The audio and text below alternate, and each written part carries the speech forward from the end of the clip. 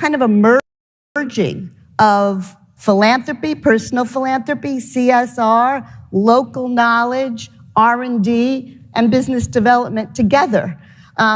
We actually feel that that's actually a pretty sustainable model, because when you create those win-win types of scenarios, then the project or the intervention or the product even is more likely to be carried on and not bound up in the interests of a particular person in a particular moment.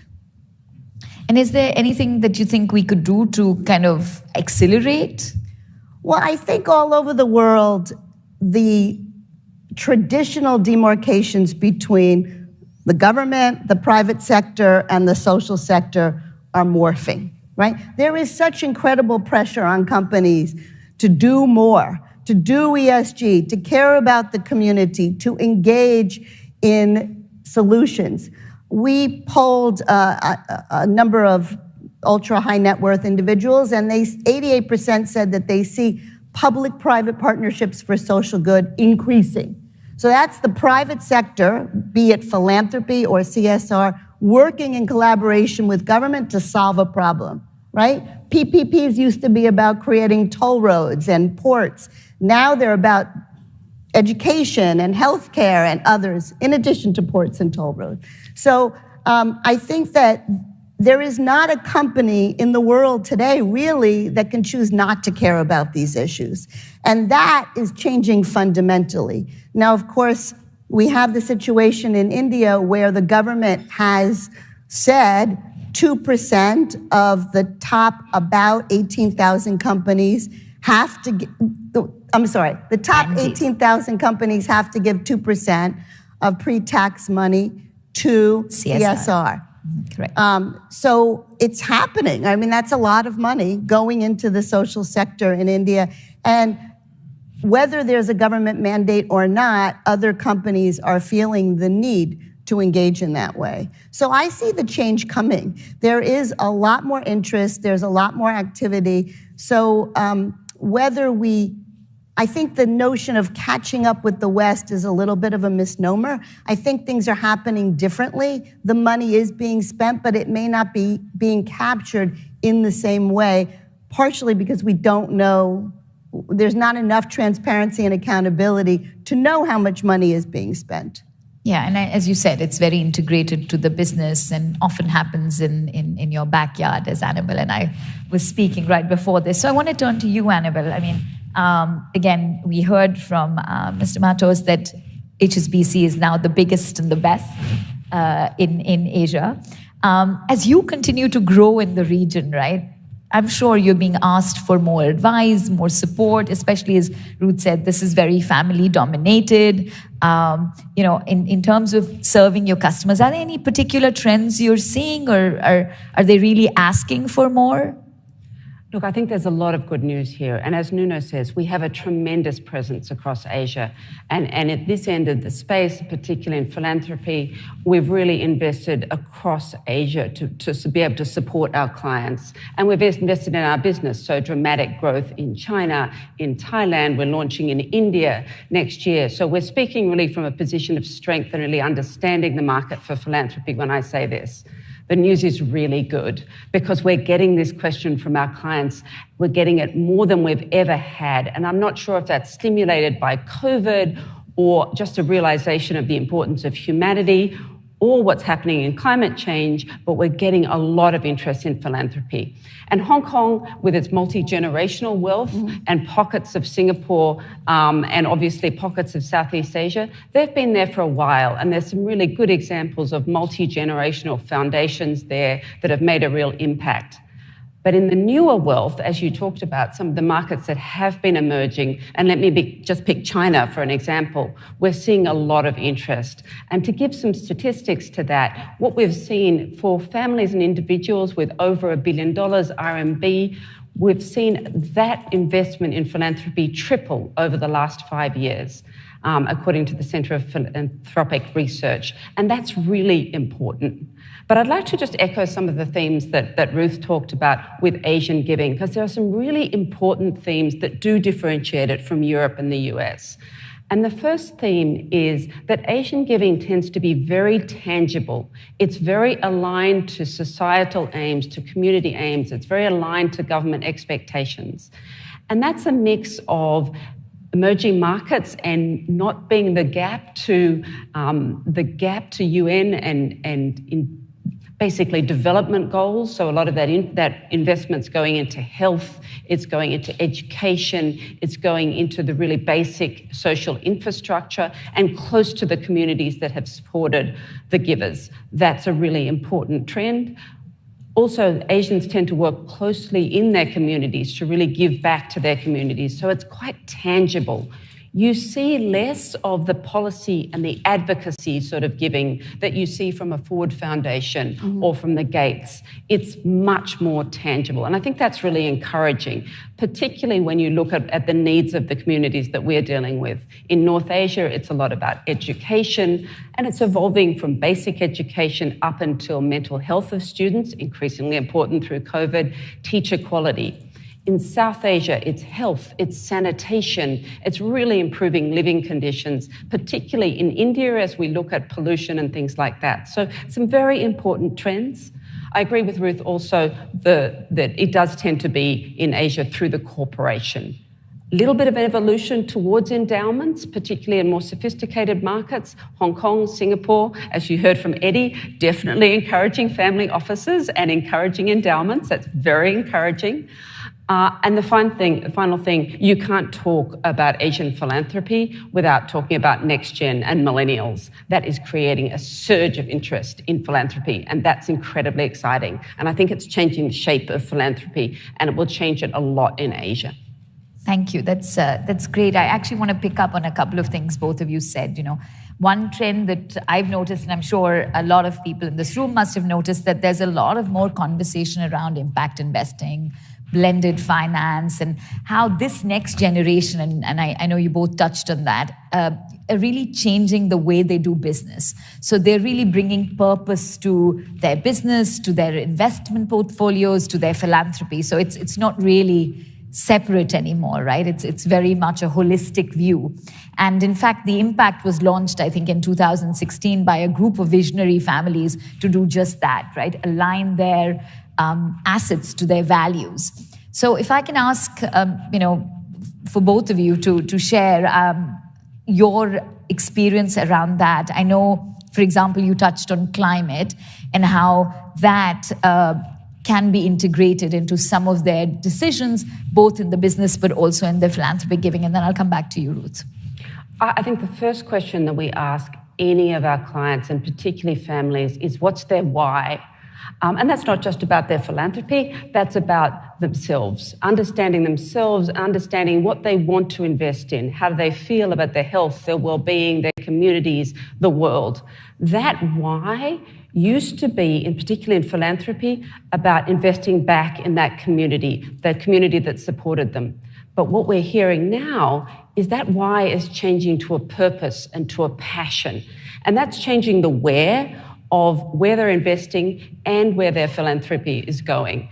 And that where might be expressed particularly when we look at next gen, and they are more considerably looking at this, and also millennials, that where is turning outwards and it's turning global. It's turning towards the environment and the things that they see as pressing changes.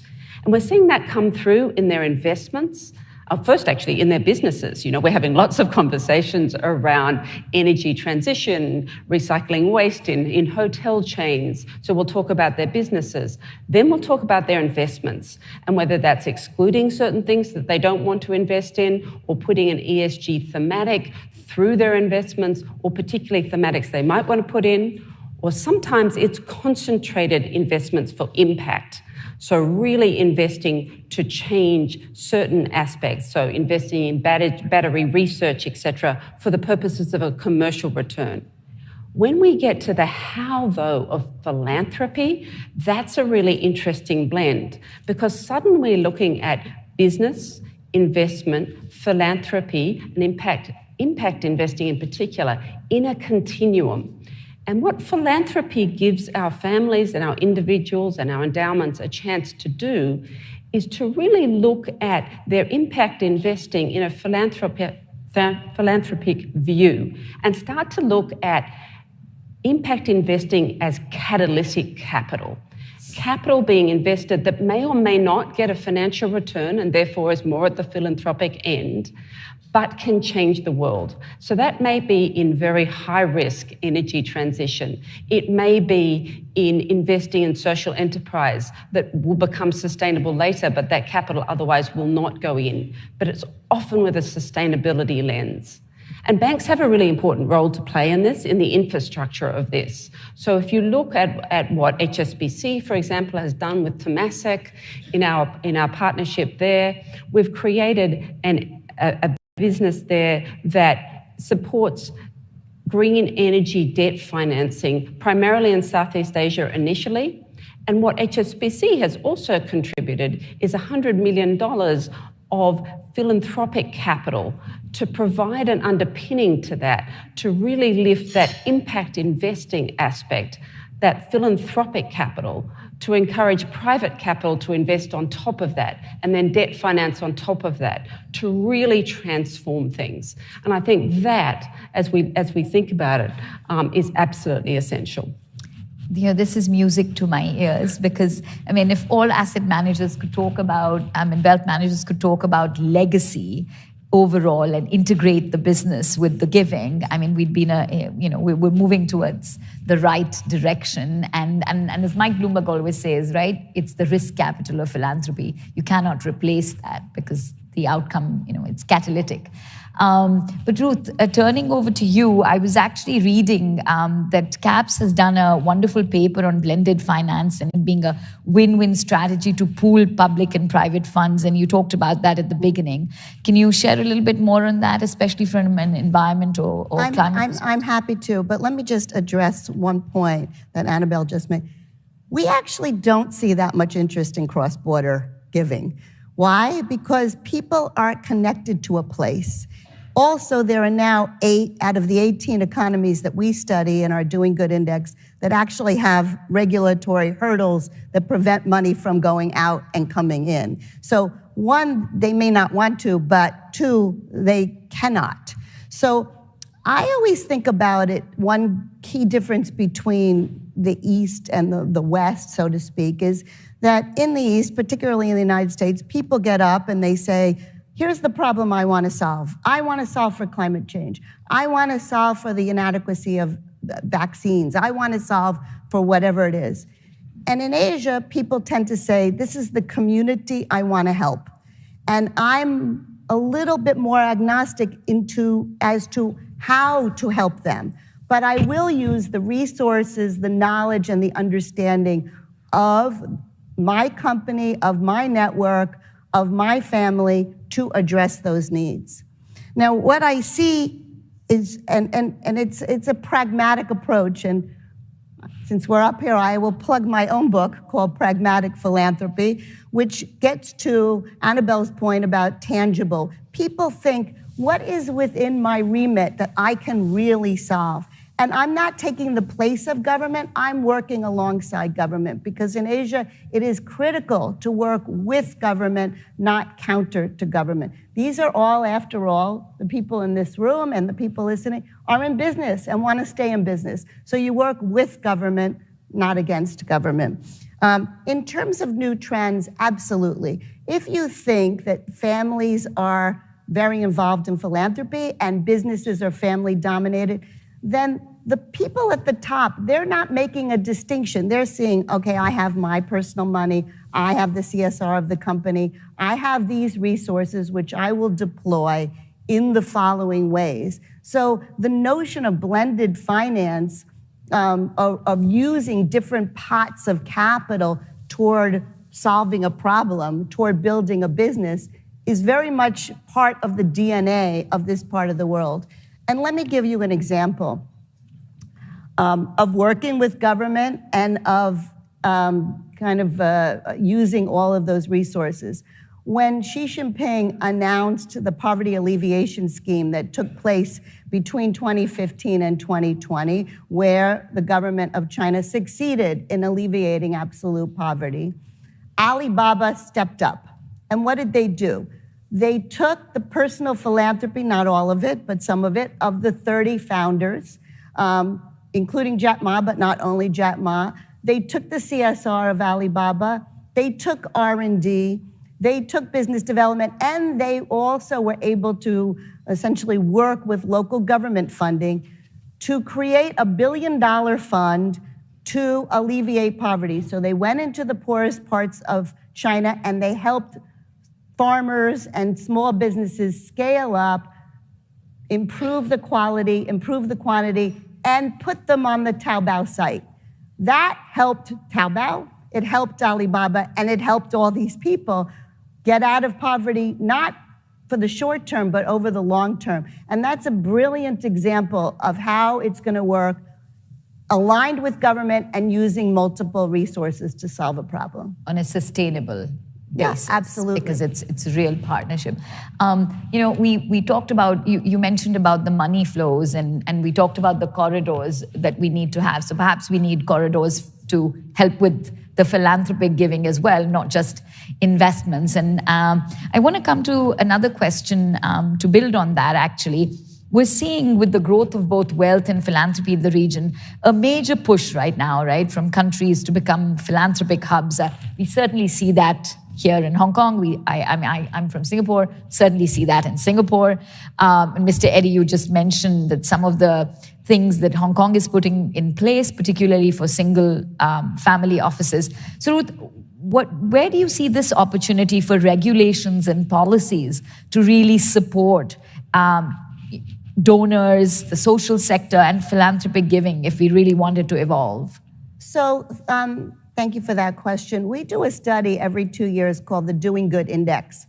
And Doing Good, the name came from, people in this room might remember the World Bank's Ease of Doing Business report. This is the ease of doing business, of doing good.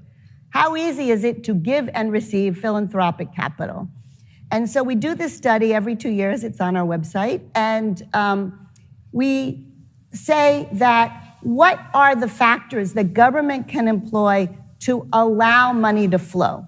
Now, the two economies that do best are Singapore and Taiwan. Why? Because the government there in those two economies sees the social sector, philanthropy, nonprofits, social enterprises, as really important partners in getting the job done, in working together. Singapore, and you know this very well, has gone so far as to create, they offer a 250% tax subsidy for both individuals and corporations for charitable giving with no cap. That's the highest in the world.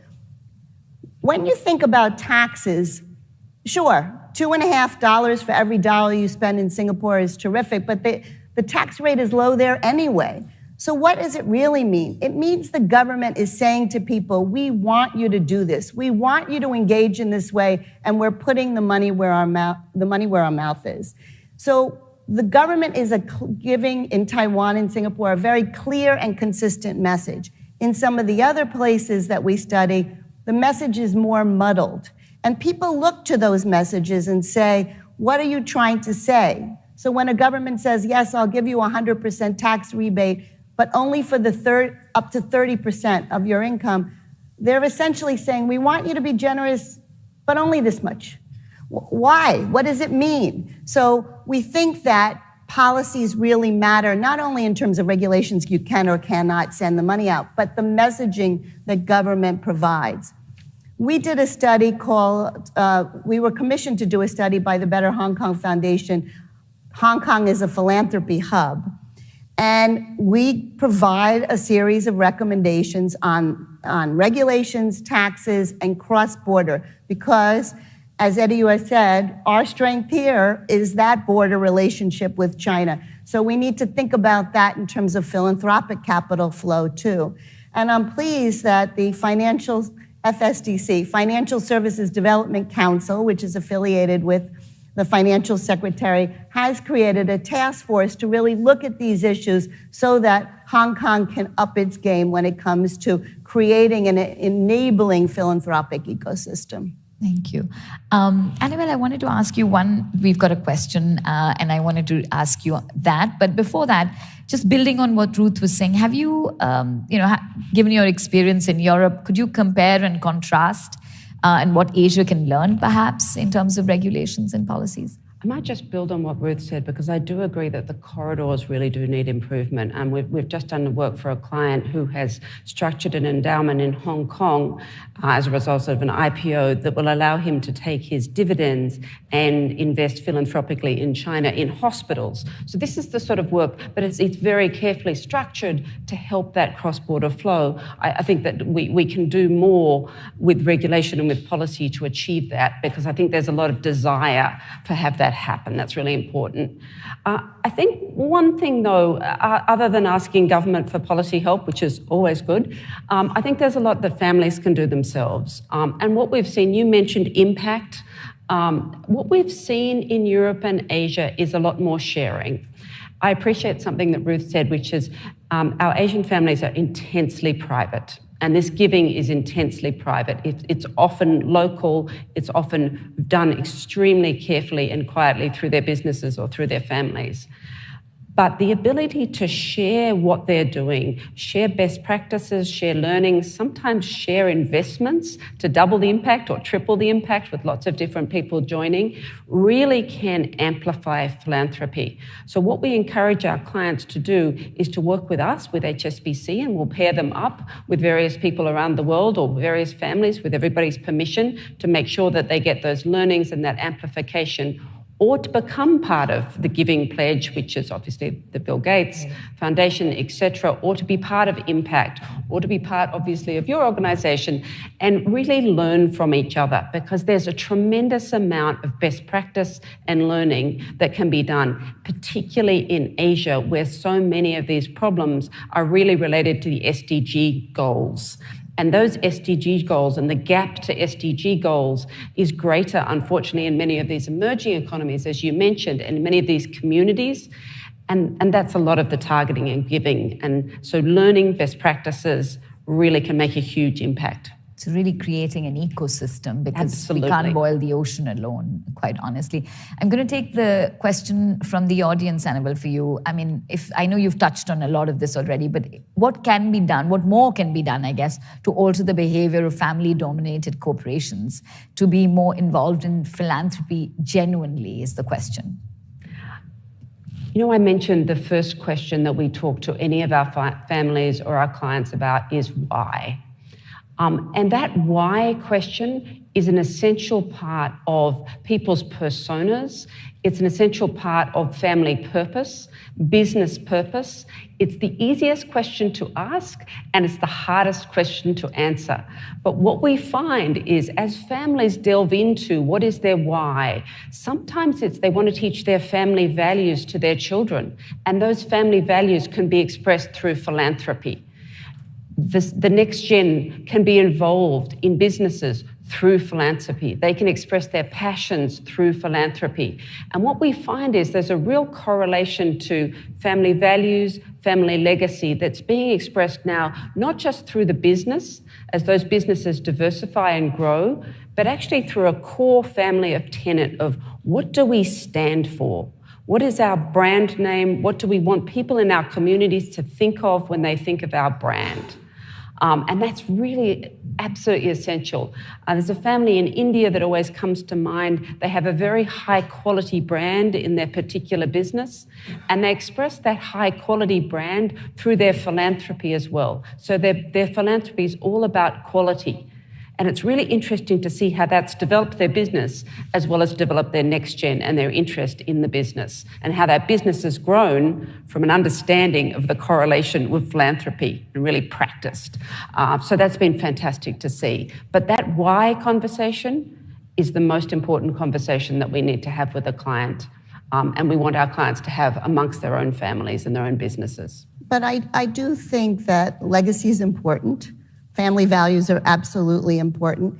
And I usually I'll ask the audience, everyone has heard of Rockefeller, but how many people can name the company that made Rockefeller wealthy? Maybe the people in this room are above average, can name Standard Oil, but in my experience, most people can't. And it's because of their philanthropy. It's because Rockefeller has engaged with philanthropy. I don't think Bill Gates will be remembered for an operating system that actually won't exist, won't even mean anything to our children's children. So I think philanthropy, it's very clear what the impact can be for a family, their legacy, and for their values to remain in perpetuity going forward beyond themselves. This has been a fascinating conversation. We're out of time, but I wanted to just say one thing and get maybe one last thought from you. I know Francis Billin, the head of Christie's for Asia, has said that purchasing art is a philanthropic act. And recently I was reading in Forbes that NFTs for art and philanthropy are crypto's new act. So I wanted to ask both of you quickly, I've been told that we're out of time, maybe to share one trend that you think is philanthropy's new act, particularly for Asia. I think we've touched on it throughout this conversation. You know, it used to be philanthropy and nonprofits were over here, for-profit investment in companies were over here, and over the past 30 years, all the terrain in between has been erupting with innovation and new ideas and new ways to use capital to solve a problem. I only see that continuing. I see that innovation. I see the use of profit, businesses to solve problems, and I think it's a very exciting time. Slightly different tilt on that. I'd take innovation into technology, and I would look at the ability to use technology in two ways. One, to increase the transparency, the accountability, and the effectiveness of philanthropy and giving. And we're seeing great examples of our clients using AI to assess the learning of children through online tools. That's fantastic. The more people have trust, transparency, accountability, and effectiveness, the more money they give. And we want people to give money in philanthropy. That's one thing. The second side of technology is the democratization of philanthropy. Just think of GoFundMe.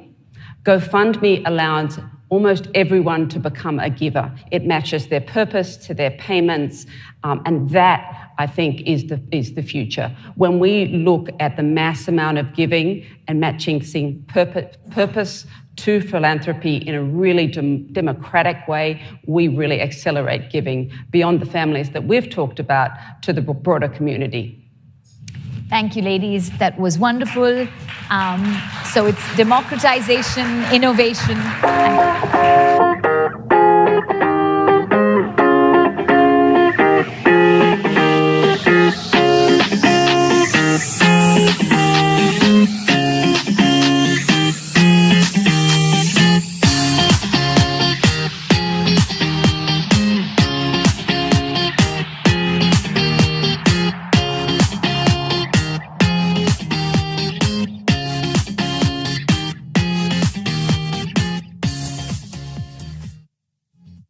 Please welcome to the stage Adrian Chang, CEO New World Development Company Limited and founder the Wemp Foundation, for a conversation with Bloomberg's Madeline Lim.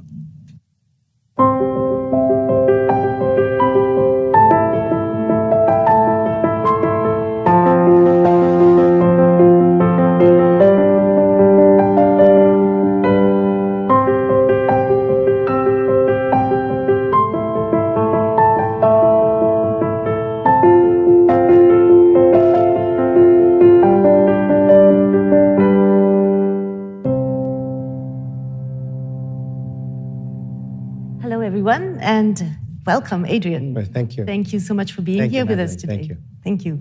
We want to talk as normally when we talk. Obviously, we talk to you at Bloomberg about as the CEO of the New World Development, and we talk about property prices. But that's not what we're going to do today. We're going to talk about WEMP, your foundation.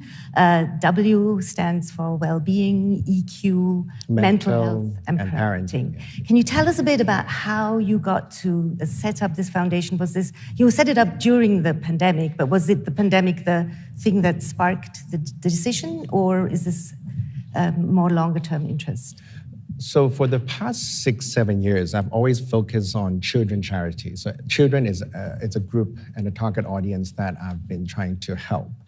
And I think during the pandemics, I think you can see pressure is mounting. There's a lot of problems in under-resourced and underprivileged families. Divorce cases has risen a lot. You see fathers unemployed, mothers having mental problems, and also a lot of families are broken. So, and the most vulnerable group is actually children. Mm-hmm. So many times you talk about physical abuse, but people don't talk about mental abuse, especially in children. And during the pandemic times, you see that the past 3-4 years, there's 40% increase in the number of children's psychiatric cases in hospitals. So I started to think about, children, and what's the most important thing about children is their mental health has to be healthy. Mm-hmm. And this is a problem that will lead to a different adulthood. So as a result, I started a WEMB, which focuses on children's mental health to promote, to support the wellness and the well-being, the mental health in children. And according to WHO, 40% of Hong Kong children has very mild symptoms in mental disorder, insomnia, anxiety, attack, all these cases, because you have 3 components. One is parenting, second is schools, and third is the children himself. So that triangle is very important, and most important factor is actually parenting. So a positive parenting and a negative parenting will directly affect the children's future. And so that's something we need to focus on a lot. So for example, what we did was, our target audience are basically low-income families, under-resourced children, and also schools that need our help. And we partner with a lot of NGOs like St. James Settlements, Poland Kok, Sing Kong Wui, to source these schools in quite more under-resourced districts, and focusing on these target audience. How do you, so what you're really actually trying to do is change the way people communicate with each other and give children and parents the ability to have conversations, right? That's a really big task. So how do you ensure that this progress actually happens, that you actually have the impact that you're looking for when you set up a program like this? So first, the WEMP program is like a triangle. We have the public awareness program first, which we already has served 10,000 children and 20,000 parents. And we cover around 30 schools per year doing a positive parenting workshop with specialists from doctors and also therapists. Doctors like Dr. Phyllis Chan from the Queen's Mary Hospital, ex-psychiatry department head, really curating the program to raise public awareness. Then we have emergency cases that we have already helped around 80 cases for kids who have immediate needs for mental therapy because they probably had a physical abuse problem by the parents, or they have all sorts of reasons. And funny enough, in Hong Kong, it takes 2 years for a kid to seek help in a public hospital for mental health. So that's why WEB is important, that we can actually go into this gap and try to help cases that are in need. So at the bottom, we have the public awareness program. On the top, we have the emergency cases program. And now we're venturing out into kindergarten, trying to help 9,000 parents, working with also the government, hoping to get government funding in going to do positive parenting in kindergartens as well. Yes. So and social impact is also impact. So we have impact measurements from third-party institutions, for example, Ernst & Young, doing our social impact measurement. But most important thing is to really go down into the program and find gaps that because many times when we are looking at crafting a program, we think we're doing that, and we have this feel-good effect, and we want to help all the children. But once we're going to the program itself, we felt that there's a lot of problems and gaps that are not well designed. So, for example, for our awareness program, which we implemented in all the under-resourced districts, such as Shamsherpur, I did a visit a few weeks ago on one Saturday, and it was a public awareness program. 60 parents enrolled, and we have sessions, we have therapists, and we have self-help group. The parents are very happy. We have volunteers helping them to understand the problems. They're talking about their problems. They're sharing their sorrows about family problems and so forth. But then I asked a question. I said, "What school is this?" This school is it's a subsidized school. 30% of the schools are really, really under-resourced and underprivileged families who live in subdivided housings or really bad conditions, conditional housings. And I asked them and said, "Are these 60 parents part of how many are those 30%?" And then actually the headmaster said none. Even though it's a subsidized school, these parents are all grassroots parents, which we want to help as well. The most targeted audience that we want to help the most is those 30%. Right. But we couldn't get those 30% into the session. And the reason why is those 30% usually into those target groups, they want to hide in the dark.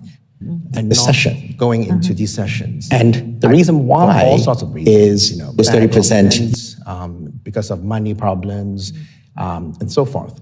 So that is if I'm on the top looking at the numbers, I see 60 parents in subsidized schools in Shamsherpur and a very under-resourced district, and then it would be a tick on my checklist. But when I go into the program, I realize that we're not targeting the right crowd. Even though we're trying to help the grassroots, but I really want to help the 30%, right? Which is the most in need. And so I have to talk with the headmaster and create a new solution. And what happens now is we're going to still do the programs, but we may subsidize the transportation fee. And also we need to provide dinner for them as well. Of course, Because many times these families are very money sensitive as well. Because they don't have a lot to they have no free exactly to spend, and they probably apply for a social benefit grant or teacher assistant grant, so they don't have a lot of disposable income. So as a result, once we solve that, we can attract the right targets that we want to help. And you're building a structure, right, where okay, the next time you roll this out in another district, this is how we need to think about this, right? So many times when we are donating money, we're doing charity, it's a feel-good effect, it's great. But many times you don't look at the program and say, are we really capturing the right audience? Is this program well designed? A man was asked, what did he get from praying? The man replied, I got nothing, but let me tell you what I lost. I lost my depression, anxiety, stress, ego, insecurity, and fear of death. This has made me realize the parents to do social impact measurement. Even using Ernst & Young, a third-party company, it's good, but it's on paper. But once you go into the program, you realize that there's so many tweaks that you need to do. And so it's never done. It's never done. So you keep on refining the program, refining the protocol, and then trying to scale it once it's right.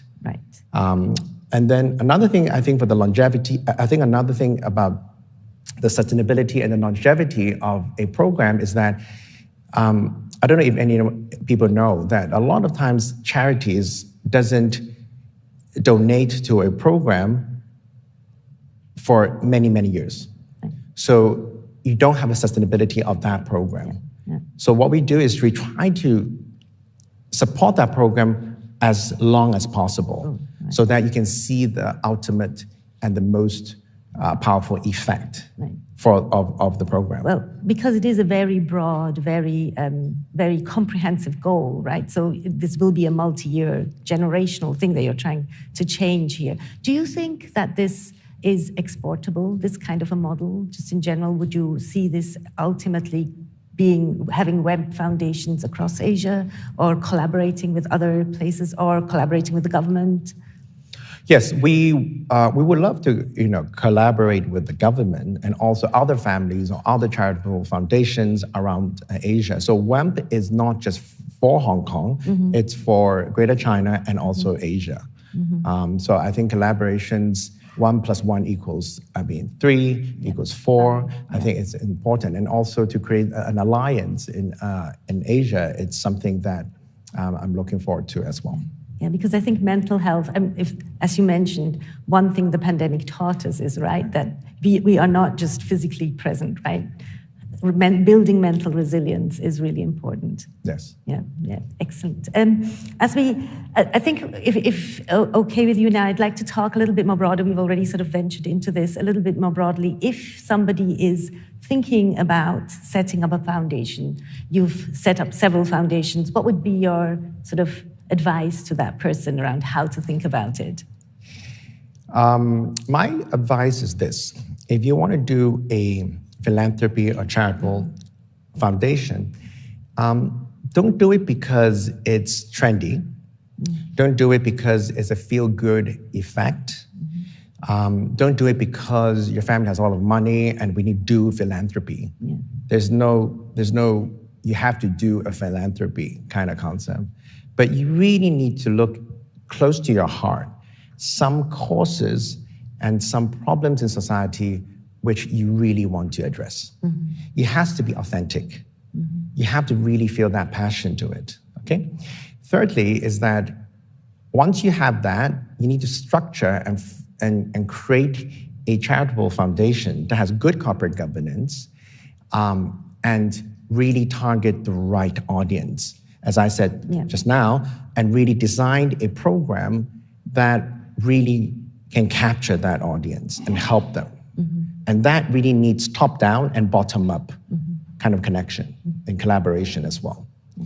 I think that's very important. I mean, a lot of families in Asia has a lot of money, and they donate to this organization, they donate to this, and they do impact measurement, but they have never seen the program. They never actually go to the program and see what they're doing and understanding what is the cause, how they're doing it, how much administrative cost they're using. They have not really looked into that, but do it because they need to do a philanthropy foundation and help the world, right? So I think these are, for me, I think it's personally, I think we should not be incentivized by these factors, but really first identify your authentic passion of authentic cause that is close to your heart.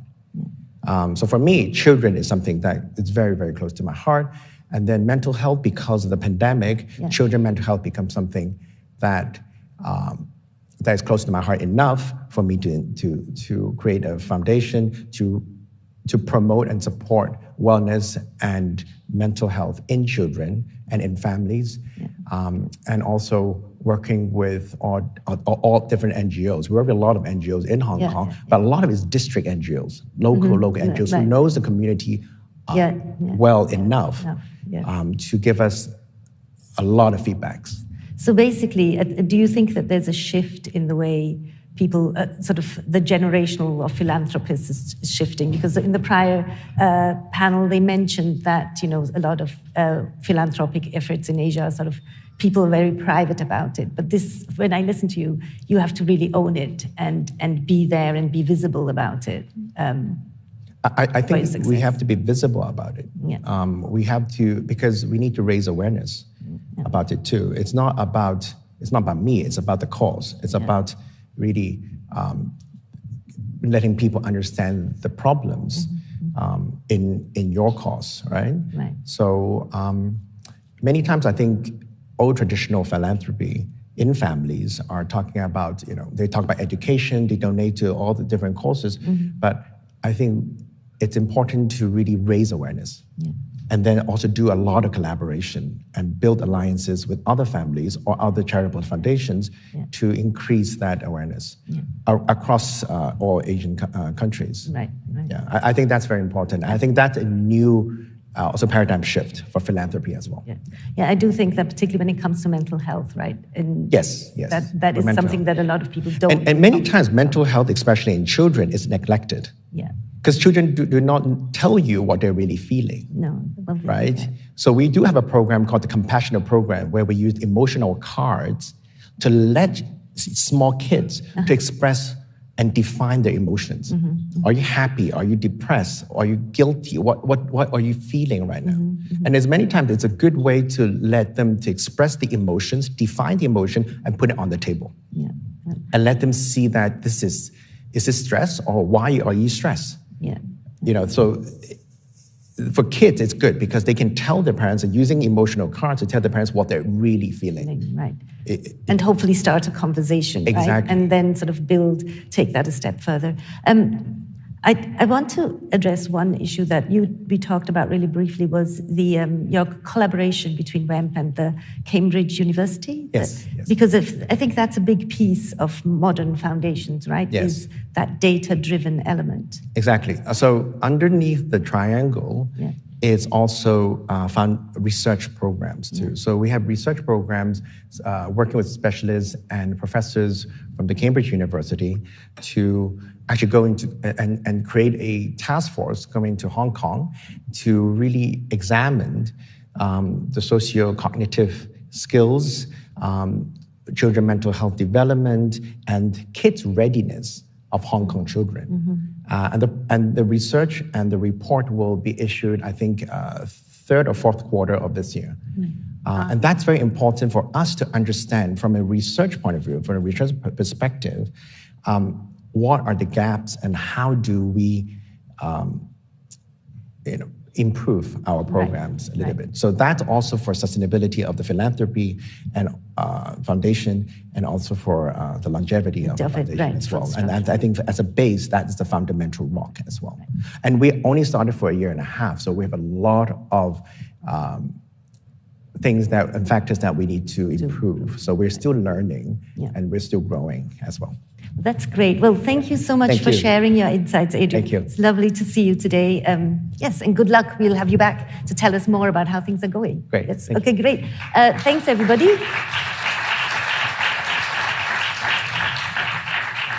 Just a quick programming note. We are now going to a short coffee break. Please be back in 10-15 minutes. Thank you very much. Thank you so much.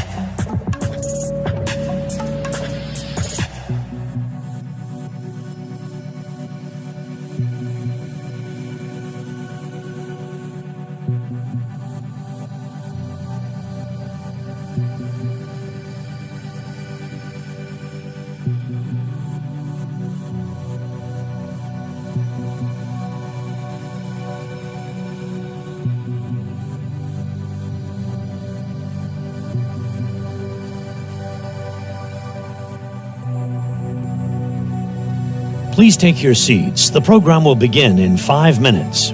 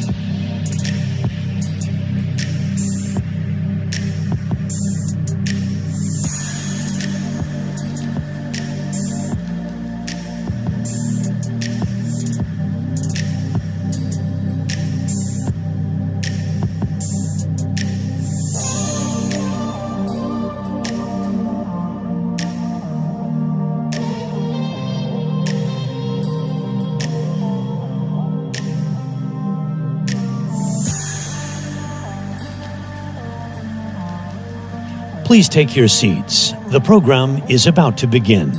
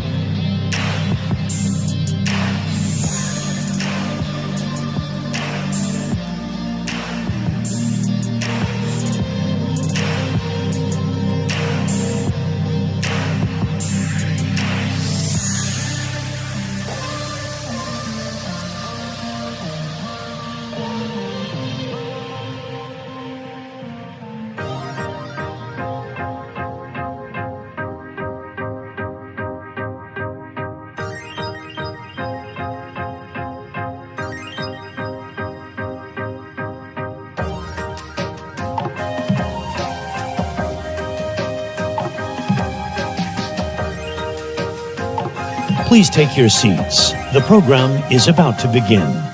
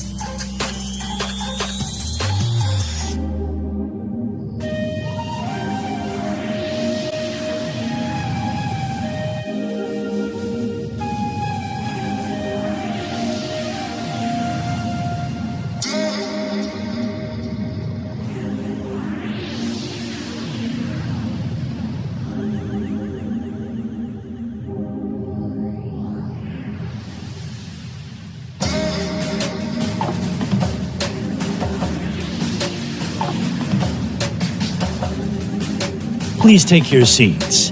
Our program will now begin.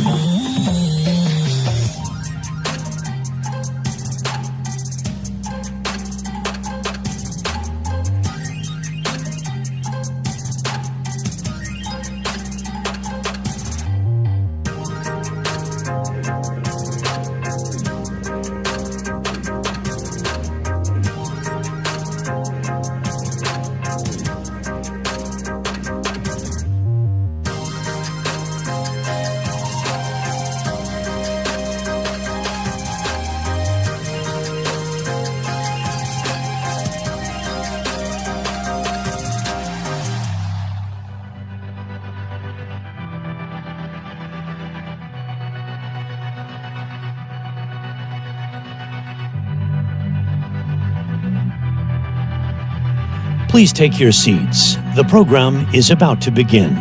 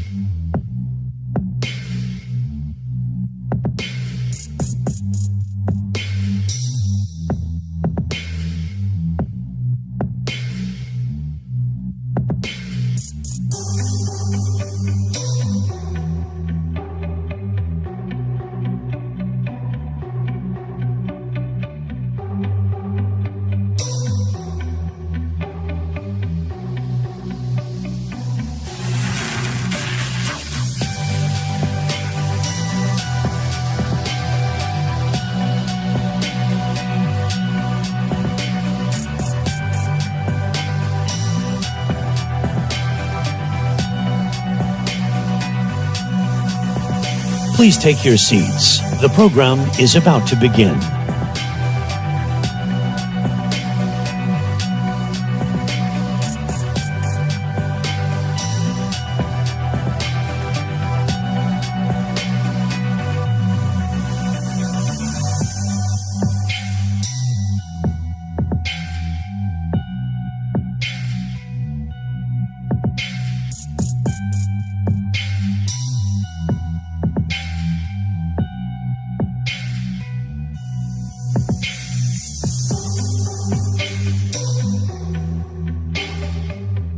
Hong Kong, a city of opportunity.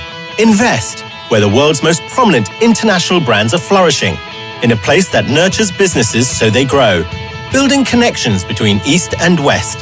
Set up shop in a place where an entrepreneurial spirit abounds. Launch and expand your business where smart also means safe, where you can easily find the talent with the right backgrounds and skills. Invest Hong Kong is here for you to get you started and help you grow, where business goes to grow. Please welcome to the stage Bloomberg's Madeline Lim.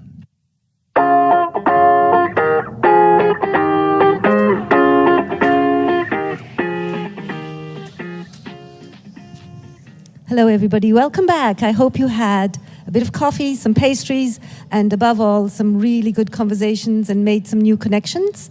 We will continue on. Our show must go on with more interesting thoughts and conversations.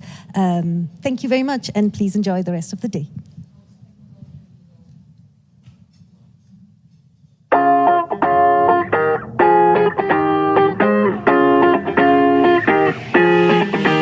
Please welcome to the stage Desiree Wong, China Country Head and Chairman of China Management Committee, JP Morgan Asset Management, for a conversation with Bloomberg's Denise Reed.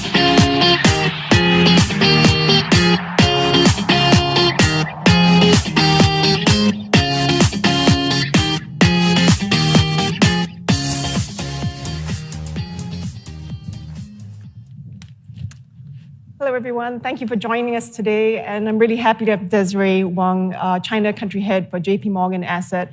I'm so glad her flight didn't get canceled yesterday. Yeah, I'm so glad I can fly here. I just flew here, landed last night from Shanghai, right? And Desiree is going to talk to us about the China opportunity, diversity and inclusion, and also talent, all topics that we want to hear about. Yeah. So maybe I could kickstart just to start on diversity.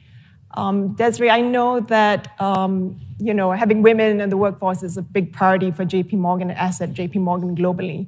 And you're a female leader. We have Kamshing on the private banking side. Yeah. There are loads of female leaders. I wondered if you could just talk a bit about what JP Morgan does to encourage diversity and female representation. Yeah. I'm so glad that we start our conversation with the diversity, which is one of our favorite topics to discuss about.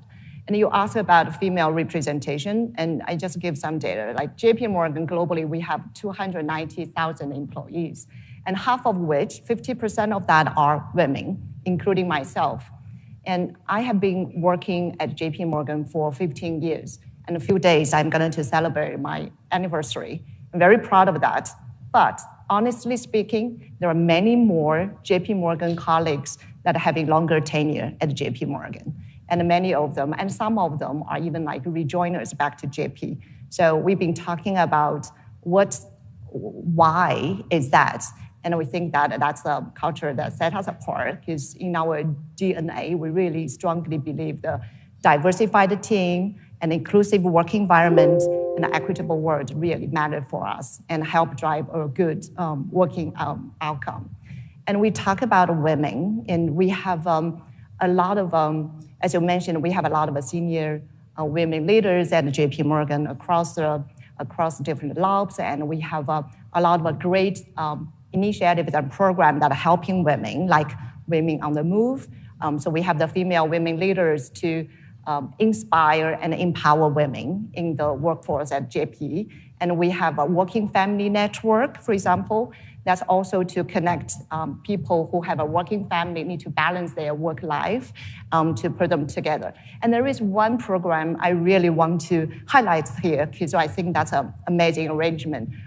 It's a re-entry program, which was funded by our Asset and Wealth Management Global CEO, Mary Erdos, 10 years ago. Mm-hmm. And this re-entry program targets people who take a break from work. And when they want to rejoin the workforce, we lend our support to them. So over the past 10 years, over like 500 people already participated in this program, and over 400 of them has been successfully placed with a full-time job in our company. And there is like cases like a female mom who took a 15-year break from work to raise her 4 kids. And then when she decided to come back to work, and we offer the opportunities. And specifically as an asset manager, we are JP Morgan Asset Management. A big part of our assets are managed by female or diverse portfolio managers globally and in APAC. And also we offer a suite of products and strategies to help gear capital and investments towards advancing DEI in our community. And last but not least, my colleagues really want me to mention here is we, JP Morgan Asset Management, have been recently named as a best asset manager for diversity by Asian Investor Asset Management Awards 2023. I think that's a good testament to all the efforts we've done in this area. Yeah, definitely. Desiree, just moving on to a slightly different topic, talent, which is somewhat related to women. Yeah. I guess one question I had was, JP Morgan runs a global business, but you're operating onshore in China as well, where rules and things might be a little different from the US. I just wondered, what are the biggest challenges you face hiring onshore? Yeah. That's a great question. Every time we come to talent, we're talking about now the business, the biggest competition is talent war we are facing. And we all know that asset management, wealth management is a business about people. So we need the people, and we invest in our people to make us different from others and to make our clients willing to entrust their assets with us. And we have to admit that you talk about China onshore, which I was quite focused on, that to find the right talents who will be able to bridge the local expertise with our international company And sometimes we also hope that the talent can have the bilingual skills. It's very hard for us to find those type of talents. And this is a challenge not only faced by us, and I'm sure by a lot of other global companies coming into this market. And I guess, I mean, the main question people are always curious about is, do you plan to hire? What are your hiring plans? Yeah, we definitely not going to fire anybody. That's great news. And we are still expanding. We are still quite committed to this market. And I'm not sure whether anybody knows, but this is our plan in onshore China, which actually we have already executed. Part of that is we have a long established joint venture in China, which we run it together with our Chinese partner, because we are 49% minority shareholder of that company for 19 years, since 2004. We are very proud to announce lately we got the regulatory approval to acquire 100% ownership of this company. So we've been able to, and last month we just announced that we completed the rebranding of this company to JP Morgan Asset Management China. And to answer your question, so we are having 400 staff of this company joining JP Morgan family now in China. And that's the key focus of us for this year and years to come, is to successfully integrate these 400 people into the JP Morgan platform. And going forward, of course... So no major hiring plans then? Yes, but we continuously gauge the business needs, and we continuously go to market and find the right person. Yeah. Right. I guess just touching on the, you fully acquired your asset management company onshore, as you mentioned, which is a big move. And, it's hard to get and understand, these things are not easy to get in China. And, you're somewhat in control of your own destiny, so to speak. I guess the question, what advice would you give to people who want to get full ownership? What are the steps? What's the process like? I have to say, I don't know, I look at the audience, I'm not sure how much of you been working in China, try to go into China, etc. But I've been working my career on China, and this is the thing I always explaining to people about China is, when you look at China, China is not an if question. It's more of a one question, W-H-E-N, one question. The reason I think that, because for if question is easy to answer for China, because we normally basically understand and can know that where it is heading to. So we know the simple way to answer a lot of those if questions. But the challenge of operating business in China is the one question. We don't know when it will come. We know the renminbi internalization. We don't know when it will come to the next stage. We've been talking about a pension and a private individual retirement, it's a pillar. We don't know when it will scale up. So the key question, the key challenge is people don't know the answer to the one question, the pace of a lot of things that's happening in China. And China is an amazing market. Sometimes things happen very fast. Sometimes things happen very slow. So my advice to a lot of people who want to do business in China, if you are committed to China and if you hold high conviction of this market is going to offer you massive opportunity in the long term, you're going to just stay invested in this market and stay focused in this market instead of in and out. And you are trying to time the market. No, it's very hard. And that's exactly what JP Morgan does. So we coming, as I said, we coming into the market, we set up the joint venture very early on in 2004, 19 years. It's a bumpy journey for the 19 years because we don't know whether we can take it over. The regulation is, there are so much uncertainty about the regulation, about the pace, etc. But we also see there are period of time, everything accelerated. There are period of time, things become quiet and a little bit slow. You just need to be there for the long term. You need to be there and stay patient. So that's absolutely my I don't know whether I call it advice, but it's our takeaway for that. Can I just ask you, now that you finally have full ownership, what are your plans? I know you're integrating and you're working on that, but are you able to shed any light on your plans now that you finally control this? Now, I can be able to talk about this in more details in a few months' time. And that's $1 million question. And in short, our plan is definitely use this company as our main operating platform in onshore China. And we're super committed to invest all the resources needed to make this platform the best, the leading, as I mentioned, in the company in China. I always say that because of the combination I just talked about and the requirement for talent we're asking for, we really think we are the best positioned to be the most international local company, because we've been there for 19 years already, and the most local global company in China. So that's our very outstanding competitive advantage. So Desiree, I just wanted to also ask you maybe to just change tack a bit. With China going through like a tough time the last 2 years, COVID, I think a lot of wealthy individuals now want to diversify. And as part of that, they're buying overseas assets. Yeah. So, QDII is there, QDLP. I wanted to know, what sort of demand you're seeing from investors. Are you seeing, rising demand? And what are they interested in buying? Yeah. I think this is very interesting. I always like to talk about two underweights when we look at China. And one underweight is we talk about how underrepresented China is in global investor portfolios. But at the same time, you will be amazed and surprised to see how underrepresented global market is in Chinese investors' portfolio. So I don't have the latest data in hand, but I think the number of the financial households, the assets investing offshore is probably below 5%. So even if the needle moves by 1%, 2%, that's a big number. And you mentioned about QDII. I think I'm assuming every one of you knows what is QDII.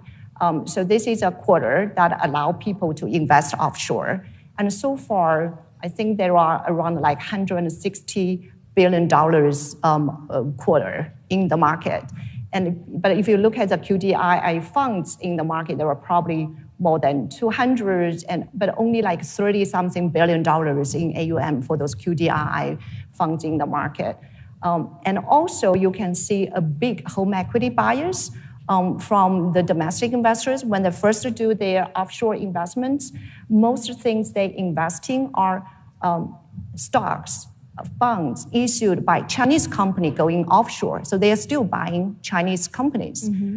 But we start to see the trend of definitely the need for global diversification and a definitely need for a true global diversification where you're not only buying offshore listed Chinese companies, you are buying the true global blue chip and other opportunities.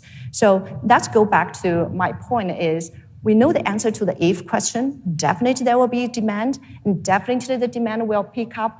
We are gradually to see the one, so it's gradually picking up.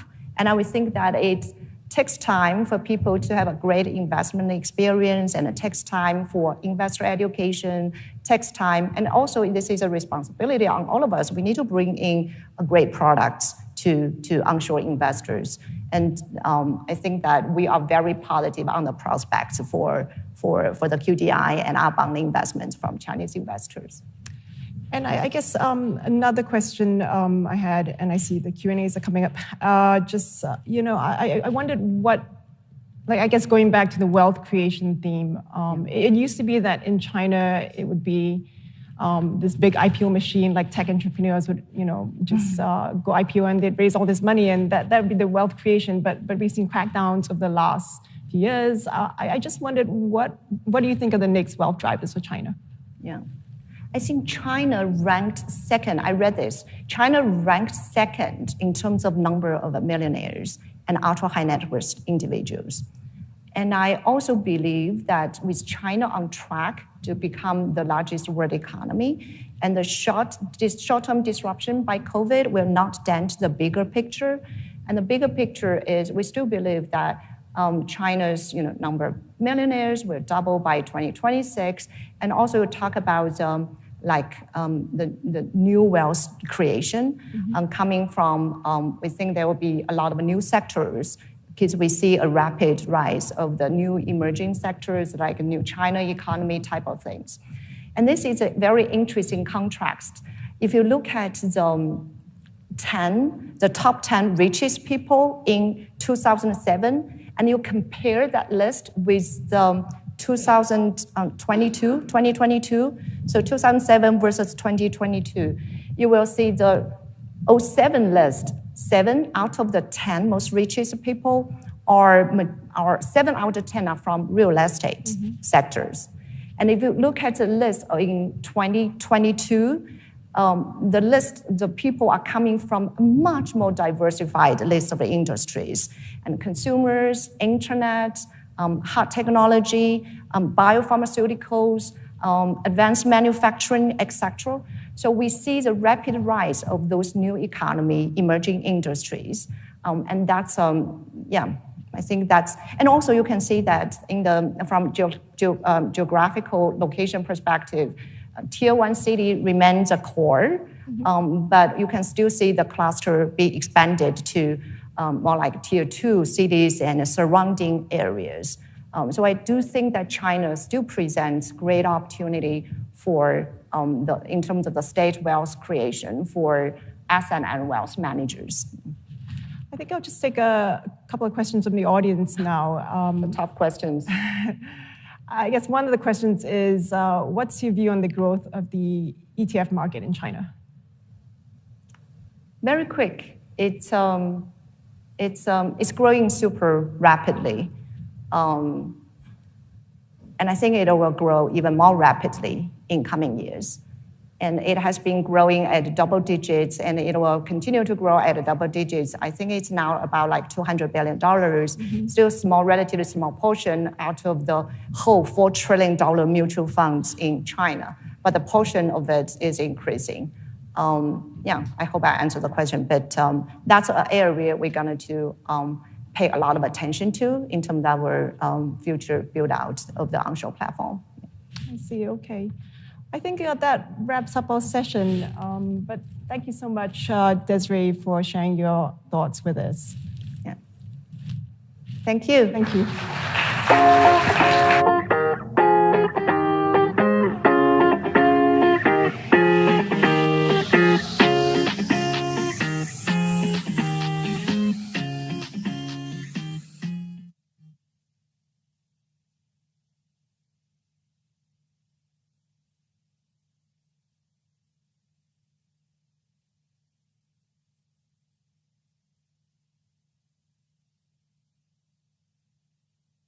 Please welcome to the stage Xiaofeng Zhong, Chairman of Greater China and member of the Group Executive Committee Amundi, for a conversation with Bloomberg's Lulu Chen.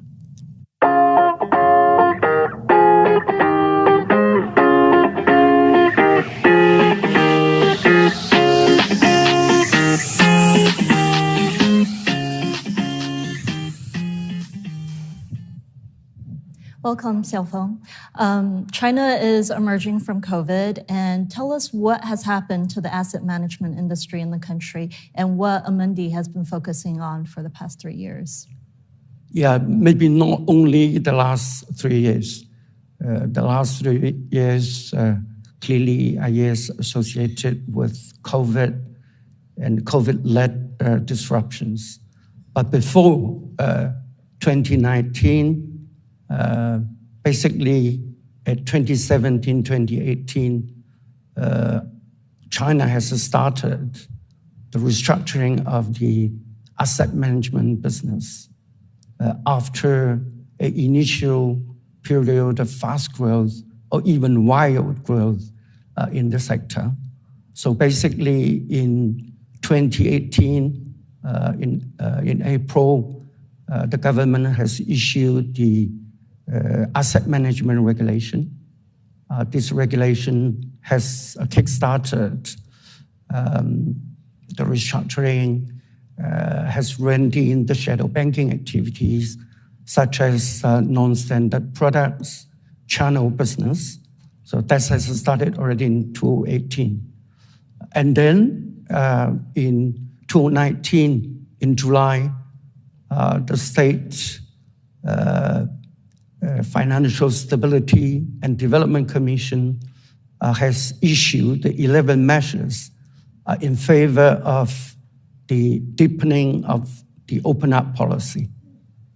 And this has led to the wave of creation of foreign majority-owned JV, wholly foreign-owned FMC. So if you look at the past 5 years, including 3 years under the shade of COVID, China has basically witnessed a deep and broad restructuring phase, and clearly associated with opening up policy so as to attract more foreign capital. And at the meantime, we have already seen in 2018 the combination of the insurance regulator and the banking regulator to create CBIRC, China Banking and Insurance Regulatory Commission. And not long ago, this has been upgraded to a National Financial Regulatory Administration. So if you put all these things together, basically you have the sentiment that the last 5 years, including 3 years of COVID, is kind of watershed moment in the industrial evolution. Absolutely. So we did see this very wild period of growth before the regulatory overhauls, but at the same time, with the regulatory overhauls, there has been progress. The wholly owned units, as you mentioned, is one of them. For Amundi itself, you've been taking a multi-pronged approach to attacking this market, trying to expand in China, including the JVs with Bank of China, Agriculture Bank. What is the latest with these different divisions, and how is Amundi planning your next steps? Yeah, we have right now 2 JVs, one with Agriculture Bank of China. So it was established 15 years ago.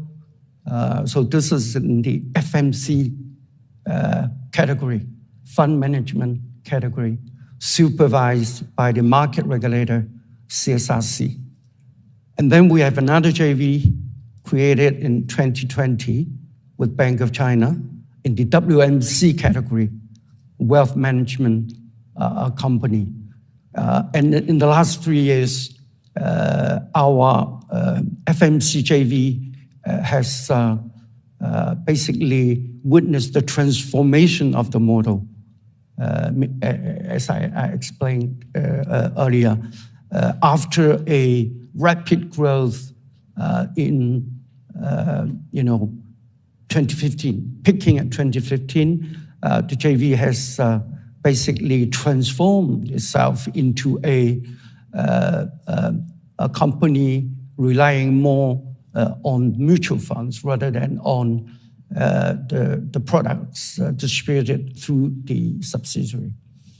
Our JV with BOC has been developing very fast in 2020, end of 2020 and 2021, and leveraging the very good dynamics there.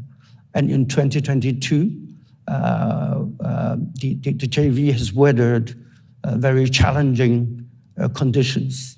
And this is why within 3 years of existence, the JV has already got the tailwinds for the development, but also got headwinds.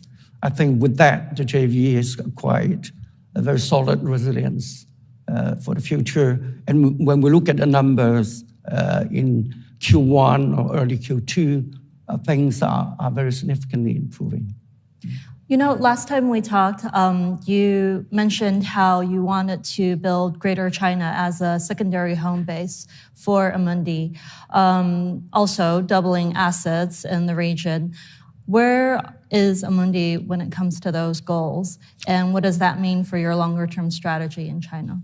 I think overall, our objective for Asia remains unchanged. and also it's on track.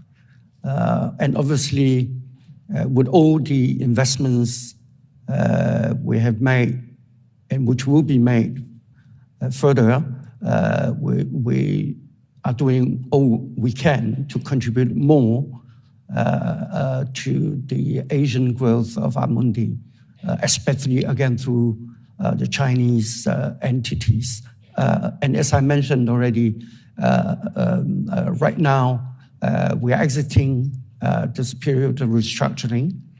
We are now on a more sustainable ground, and the regulatory environment has improved very significantly. So we're entering now a new era with a more long-term and more sustainable growth. Basically, when you look at the two key segments I commented on earlier, FMC, WMC, basically each segment has roughly 26 trillion RMB in AUM, more or less equal. And combined, they represent 40% of the overall Chinese AUM, roughly 130 trillion. Combined, roughly 54. And basically, they're going to grow further, especially, I think the WMC will also continue to grow because the story is very short. The products of issued by WMC in the past was carrying an implicit guarantee. Now the products are all NAV-based, mark-to-market based. And actually, when you look at the number of investors in the WMC product, the number is very limited.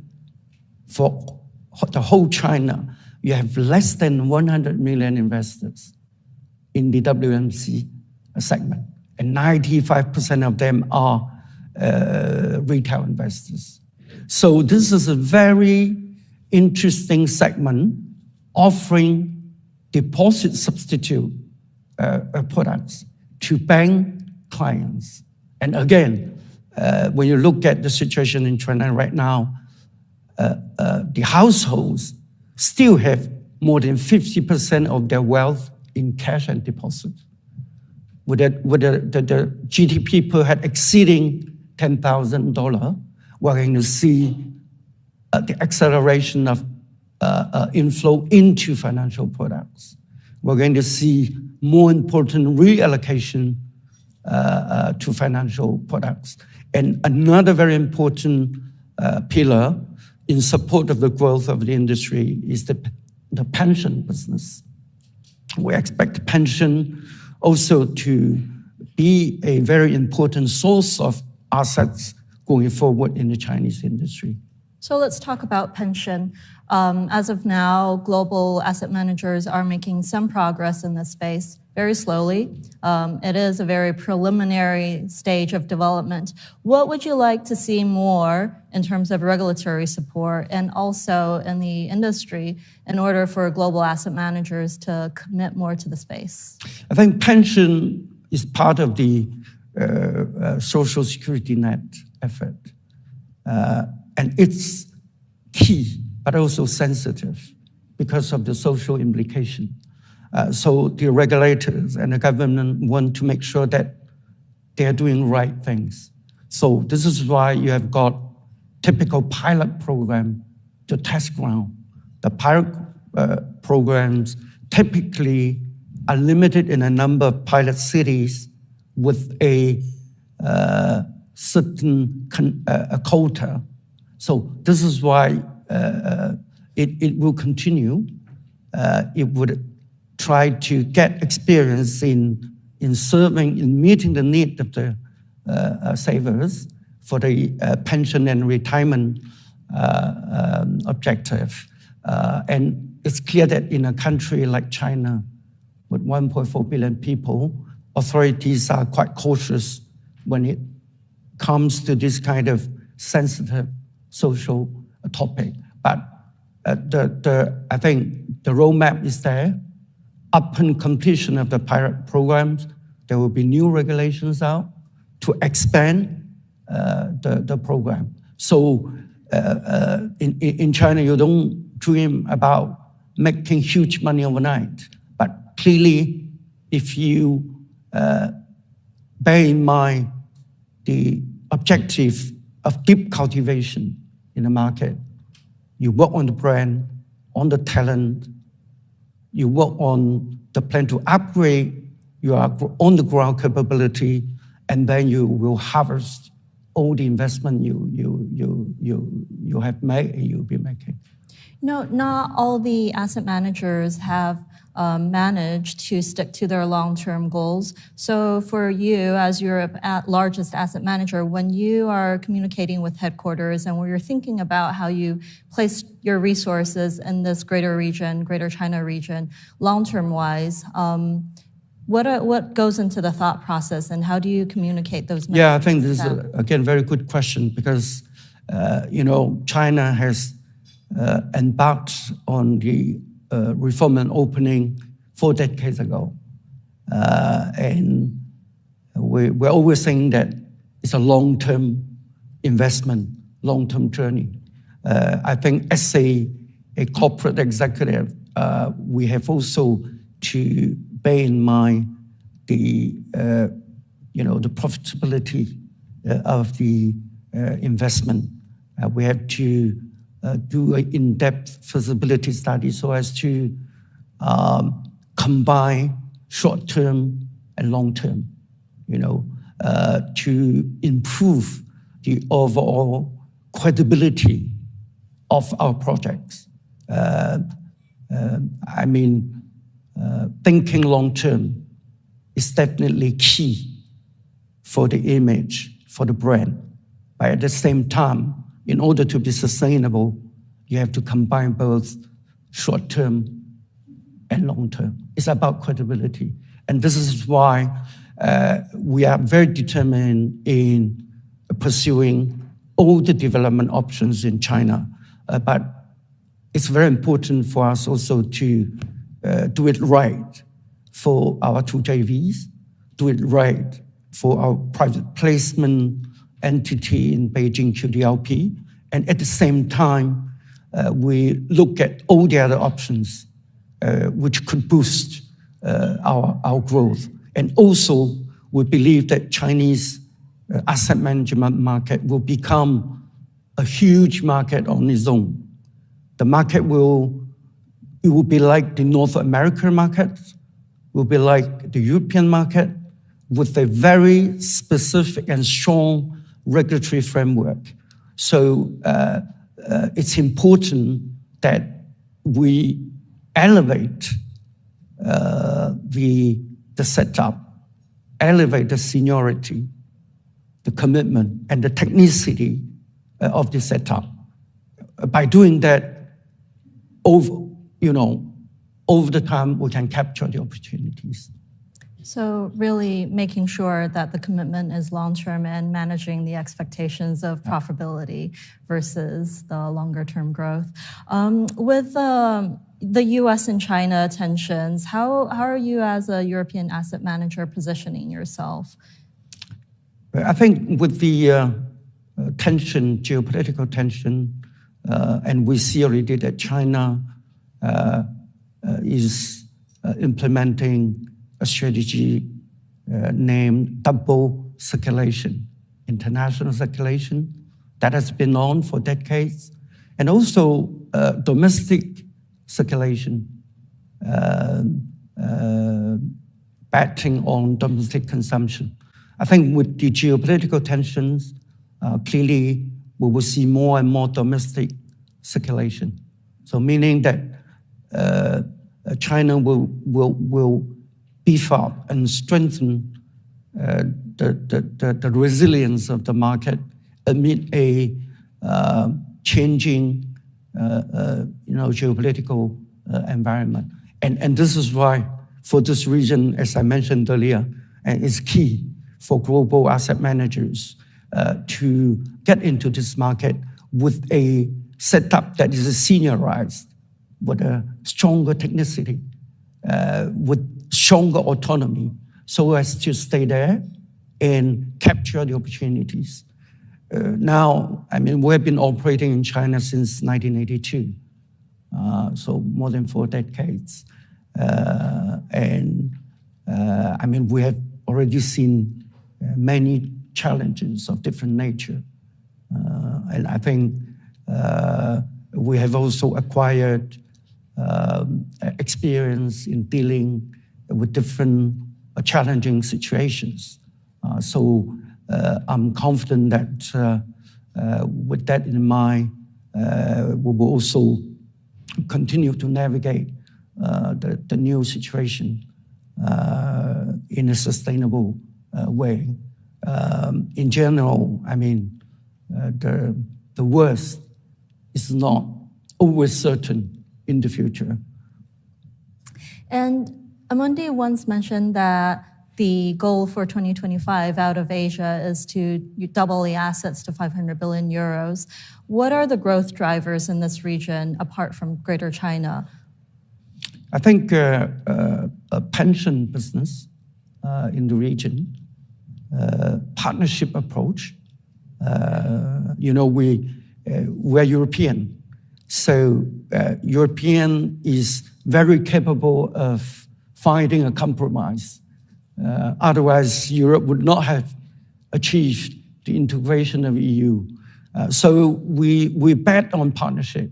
We need partners. We need banking partners. We need our clients and partners. So the approach is, again, a partnership approach, external growth opportunities, and also our capability in advising our clients on investment solutions, but also on specific transformation process. So pension is one of the key segments. Institutional business is a key segment, but at the same time, retail business will be a very important driver for the growth. Which countries are you looking at specifically for these pension opportunities? I think I mentioned already mainland. I meant in Hong Kong as well, and in the Taiwanese market, the same. And when you look at elsewhere in Asia, we do see a lot of opportunities with the pension business. I see. What have you seen in terms of client or customer appetite change when it comes to investing? You mentioned the wealth management business, the CSRC overseeing fund management business. To many outsiders, it almost looks the same, but you on the ground looking at the appetite of investors, what are the differences and how do you adjust your strategy to cater? Well, if I focus on China, I would say that clients who are used to products carrying a guarantee these days try to invest in products that beat the deposit rate.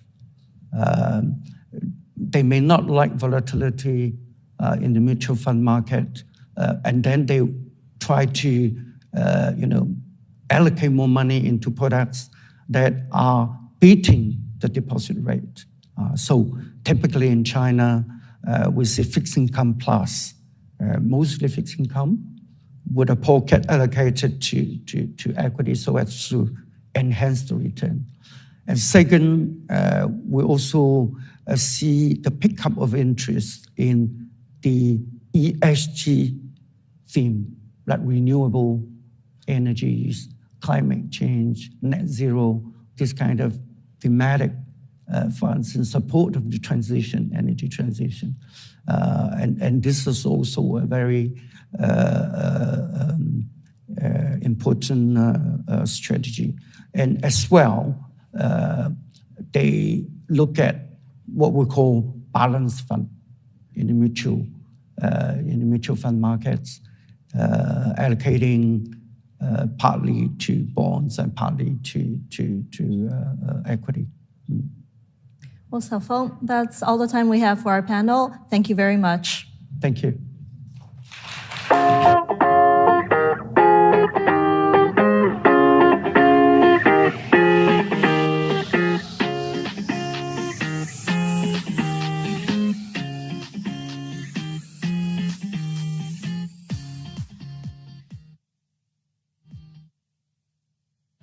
Please welcome to the stage Charles Lee, founder and chairman of MicroConnect, for a conversation with Bloomberg's John Liu.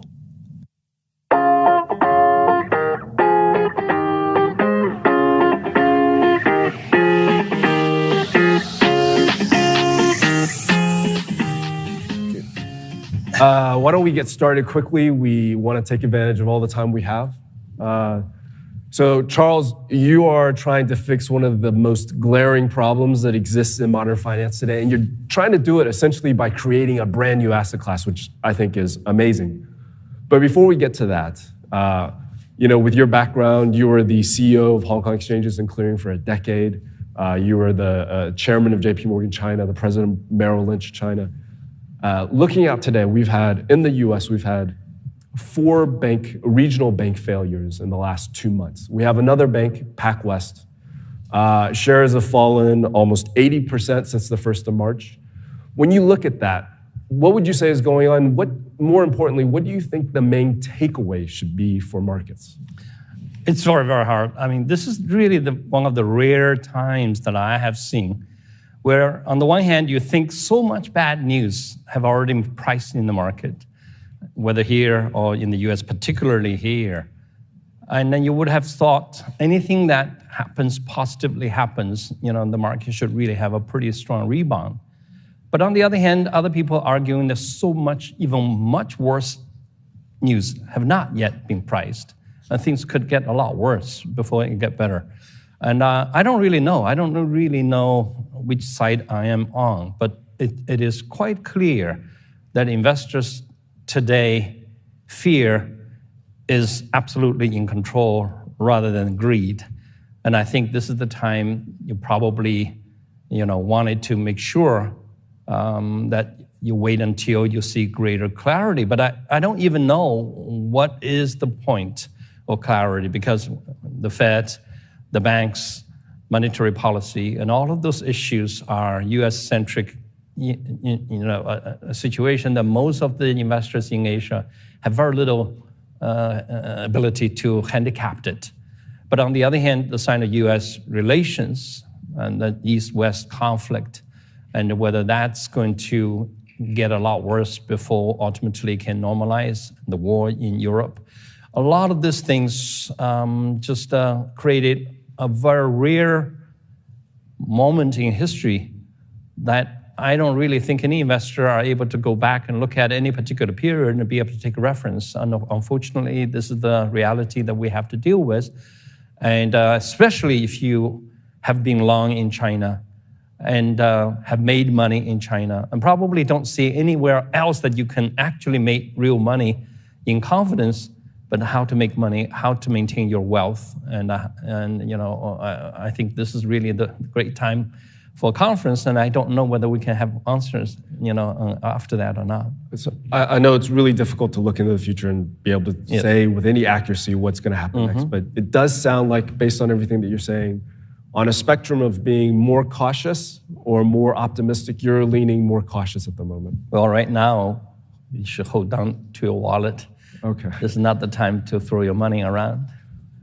Well, speaking of throwing or investing your money, you do have a very interesting new venture, and I'm going to try to explain it in as basic a way as I can. And I'm going to say, I have a coffee shop. Let's say it's in Shanghai. It's doing really well. I want to open 3 more shops. I come to you for money, and I get the money from you for those 3 shops in exchange for a contractual obligation whereby I give you a percentage of my daily revenue for, let's say, the next 5 years. And then MicroConnect, which is the name of the company, you then bundle these together and make it a product that some of the folks in the audience today would be interested in investing in. Is that essentially what's happening? In 5 to 10 years, we're going to come to John's Coffee. Okay. And then people will be able to choose John's Coffee on our screen. But I think in the interim, this is the new market. We set up a new exchange in Macau. This is very much like a Hong Kong exchange, except in Hong Kong exchange or NYSE or NASDAQ or China exchanges, you raise equity or debt. Issuers go there to raise funding either by selling your equity forever or you're raising debt, fixed income. In this market, in this new Macau exchange, where MicroConnect is running this new exchange, that we are taking advantage of the digital revolution of China at the very base level of revenue, streams of little shops. And we're allowing companies who controls large number of stores, who have digital ability to collect the money every day from the store level business, brick and mortar businesses, whether that being restaurants, barber shops, auto mechanics, whatever it is in real economy. Those operators now can go to a third market. And investors now can invest in a third asset class. That asset class essentially is revenue-based financing, but revenue-based financing on a daily basis. That is daily, automatically, digitally collected returns. So think about an IPO. It's like you're selling your entire future away, your company. You're selling your profit next year times a multiple. Multiple is the essential sin of our current market. There's nothing we can do about it. Today, we have to speculate a multiple of our today, which is extremely making the market, correlated. Today, 90% of what impact a price of a security, listed security, is how everybody else is feeling about it. If everybody loves something, 20, 30 times PE, we go in. If we hate it, 8 times PE, we're running out. So value get created and destroyed, not because of what the company did, but because what investors collectively did.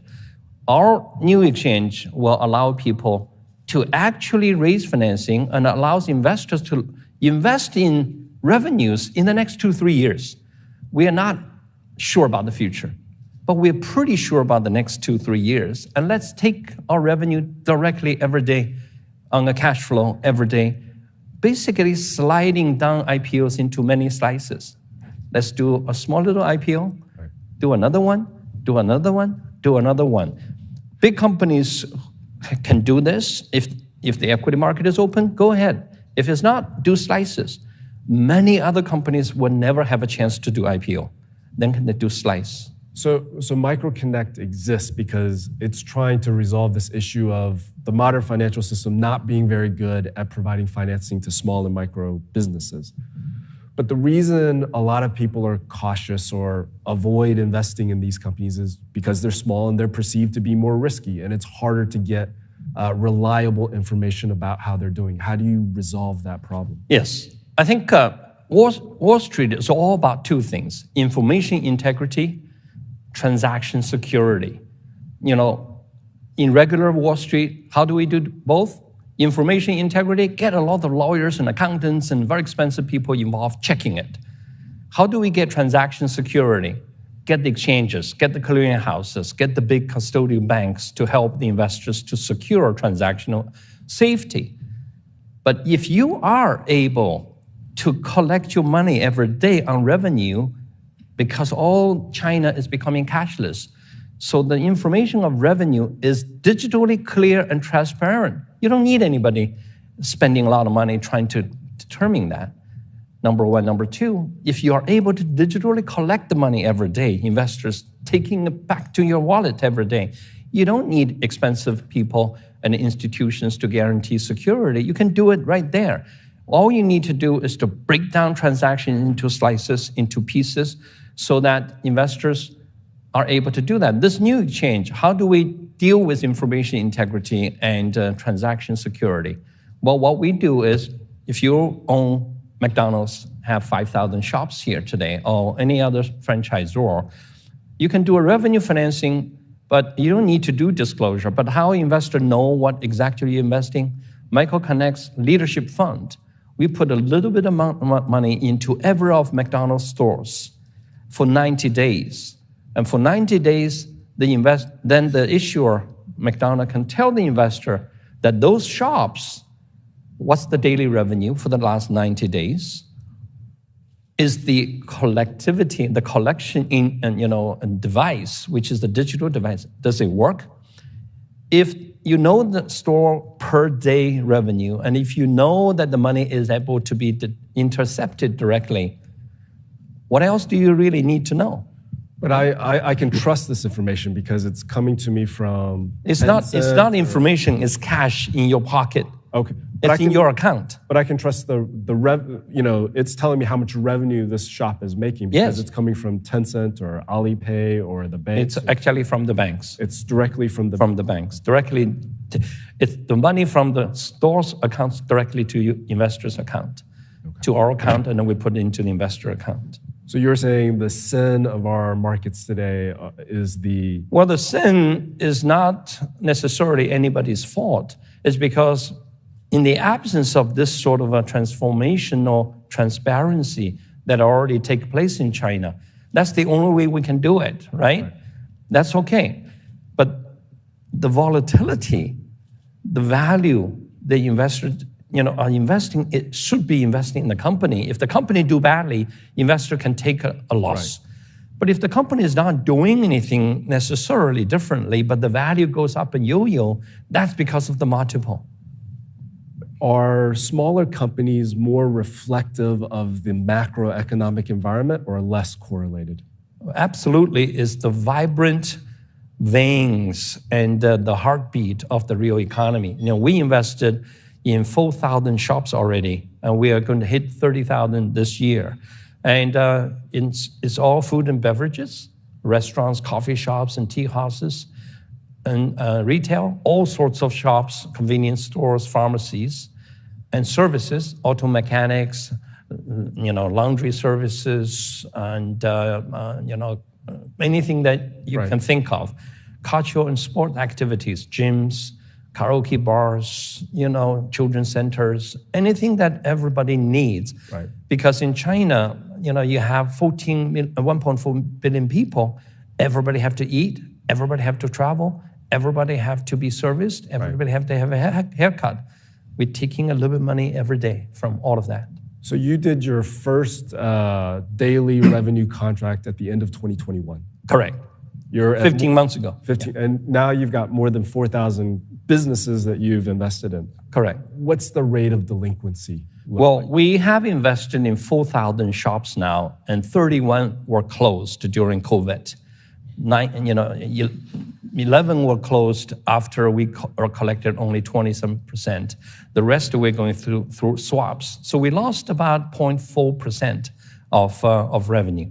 But if you look at this 4,000 store performances, it's spectacularly transparent because we look at two numbers. One is for every 1,000 investment, how much cash we're receiving every day. So we are now on average receiving 1.52 yuan for every 1,000 investment we made. And if you look at that number that goes up and down, the indexes look like this. Top is always Sunday. Bottom is always Tuesday. The highest day of spending is 2.4 yuan, and that's on national holiday, and that's October 1st. The worst performance of our 1,000 yuan cash yield is 1.2, I think. That's on Chinese New Year's Eve because everybody stayed home.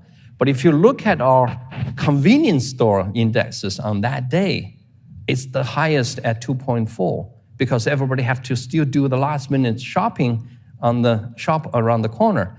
Pharmacy indexes were doing so well during COVID. And then everybody recovered, our pharmacy declined. And then it went up big time. We said, what's going on? 2 weeks later, government announced flute, So you can see that real day, real time. So 2022, the economy took a real hit from COVID. Did you see the businesses you invest in? Was that reflected in their performance? This is the worst time to launch a business like ours. Yeah. And but fortunately, China didn't close down the entire year. Right. And everything, it's waves of closing downs and shutdowns, right? So if you have invested in our fund at the beginning of that 15 months and December 2021 to today, you would have made 23% returns. Okay. But if you had invested only in our cultural stores, sports stores, like a gym, karaoke bars, you would have lost 50% because it's the first to get closed whenever restrictions come in and the last one to allow to open. But if you invested only in our retail stores, you would have made 39% return. If you had only invested in our Shanghai Yangtze River Delta area stores, you would have made only 8% returns. But if you only invested in our Guangdong Big Bay area, you would have made 31% return. Right. So the granularity of the data is such that allows you to truly figure out a way to bring finance back to basics. Right. Cash flows, DCF. Looking forward, where do you think delinquency rates are going to go? Because now you have plans to get to 1,000 contracts a day. 30,000 this year, this year. 100,000 next year. You should not be thinking about delinquency, the words, because the word is a fixed income credit words. This is investment. The whole idea is to win as large as possible so that some of the inevitable failures, it's such a small negligible amount. And also, we are creating a market. Our delinquency, for example, why did we invest in cultural stores, in gyms, karaoke bars, dancing studios, all of this? Why? Knowing that it's going to lose money. It's because we want to really create an index for investors to look at everything, because this is what the Chinese people do every day. And then the reason you open a market in an exchange is allow people to say, I'm willing to take a risk. I'm willing to be able to, I think cultural is slow right now, but it's going to bounce back big time. Or you can build your own portfolio.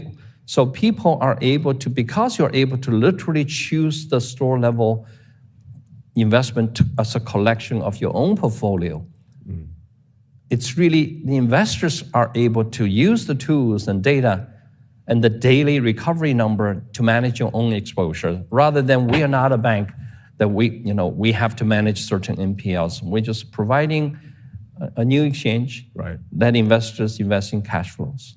I just want to get to one question from the audience. How do you vet a potential company? How do you vet John's Coffee when I come to you for money? With this sort of investment, you can never really pick winners because it's just too small. Each individual size investment is only, we deployed 1 billion RMB, but each individual store level investment is only about less than 300,000 yuan per store. So the idea here is not to pick. Nobody can pick, even if you can, you're not going to pick enough in that time.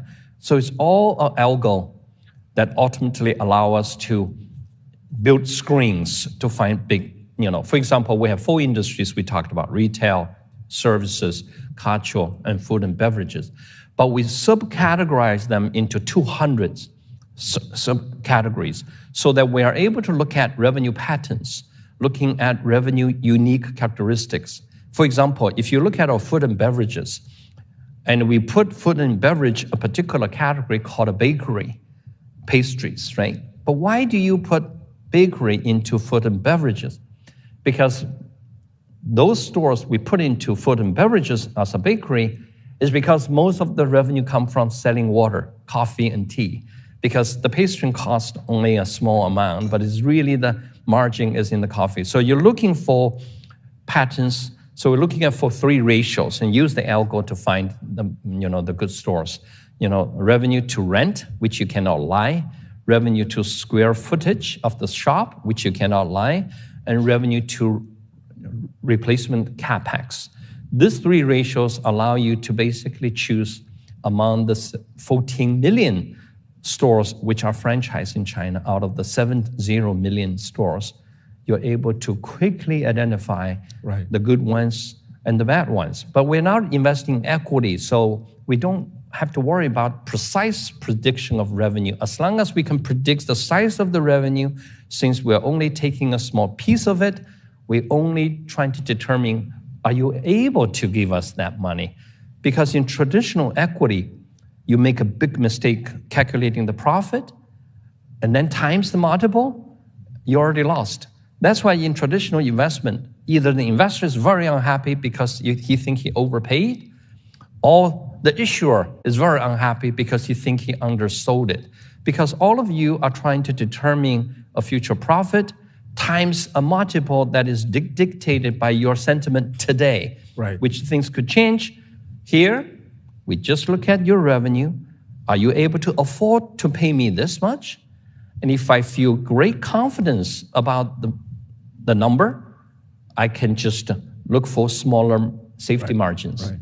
But if I'm not comfortable with this particular segment, I just build a larger, but the money I make is the same. It's not a multiple. Right. What kinds, I know you can't name specific names, but what sorts of investors are investing with you now? What types? Well, investors, are participating in this market in three different groups. One, people who wanted to be an equity of the exchange or the group company who owns the exchange. So that's basically my own equity investors. The second are really investors who invested in the assets, and big LP investors of a fund that are used to this investment.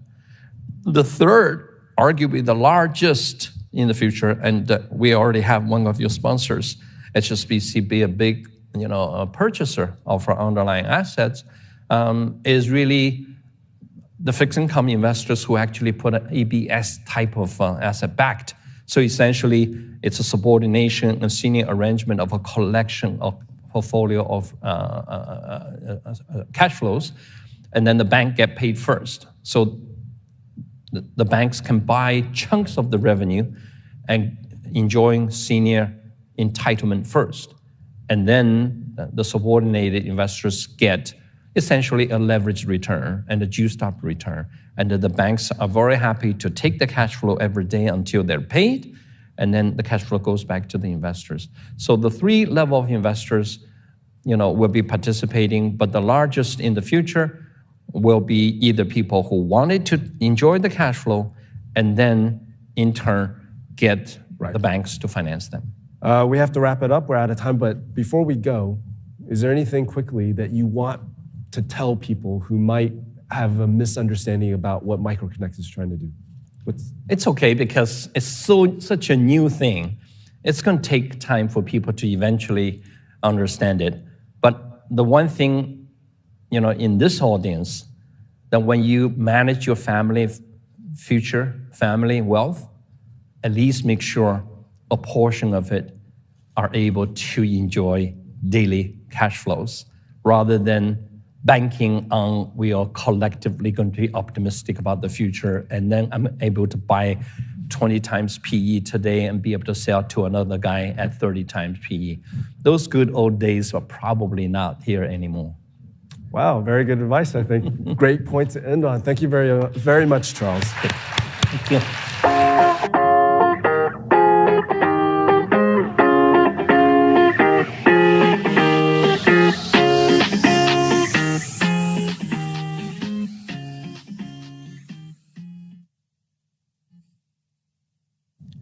Please welcome to the stage Rahul Malhotra, Head of Private Banking, Global India and Developed Markets at Julius Baer, for a conversation with Bloomberg's Jeanette Rodriguez.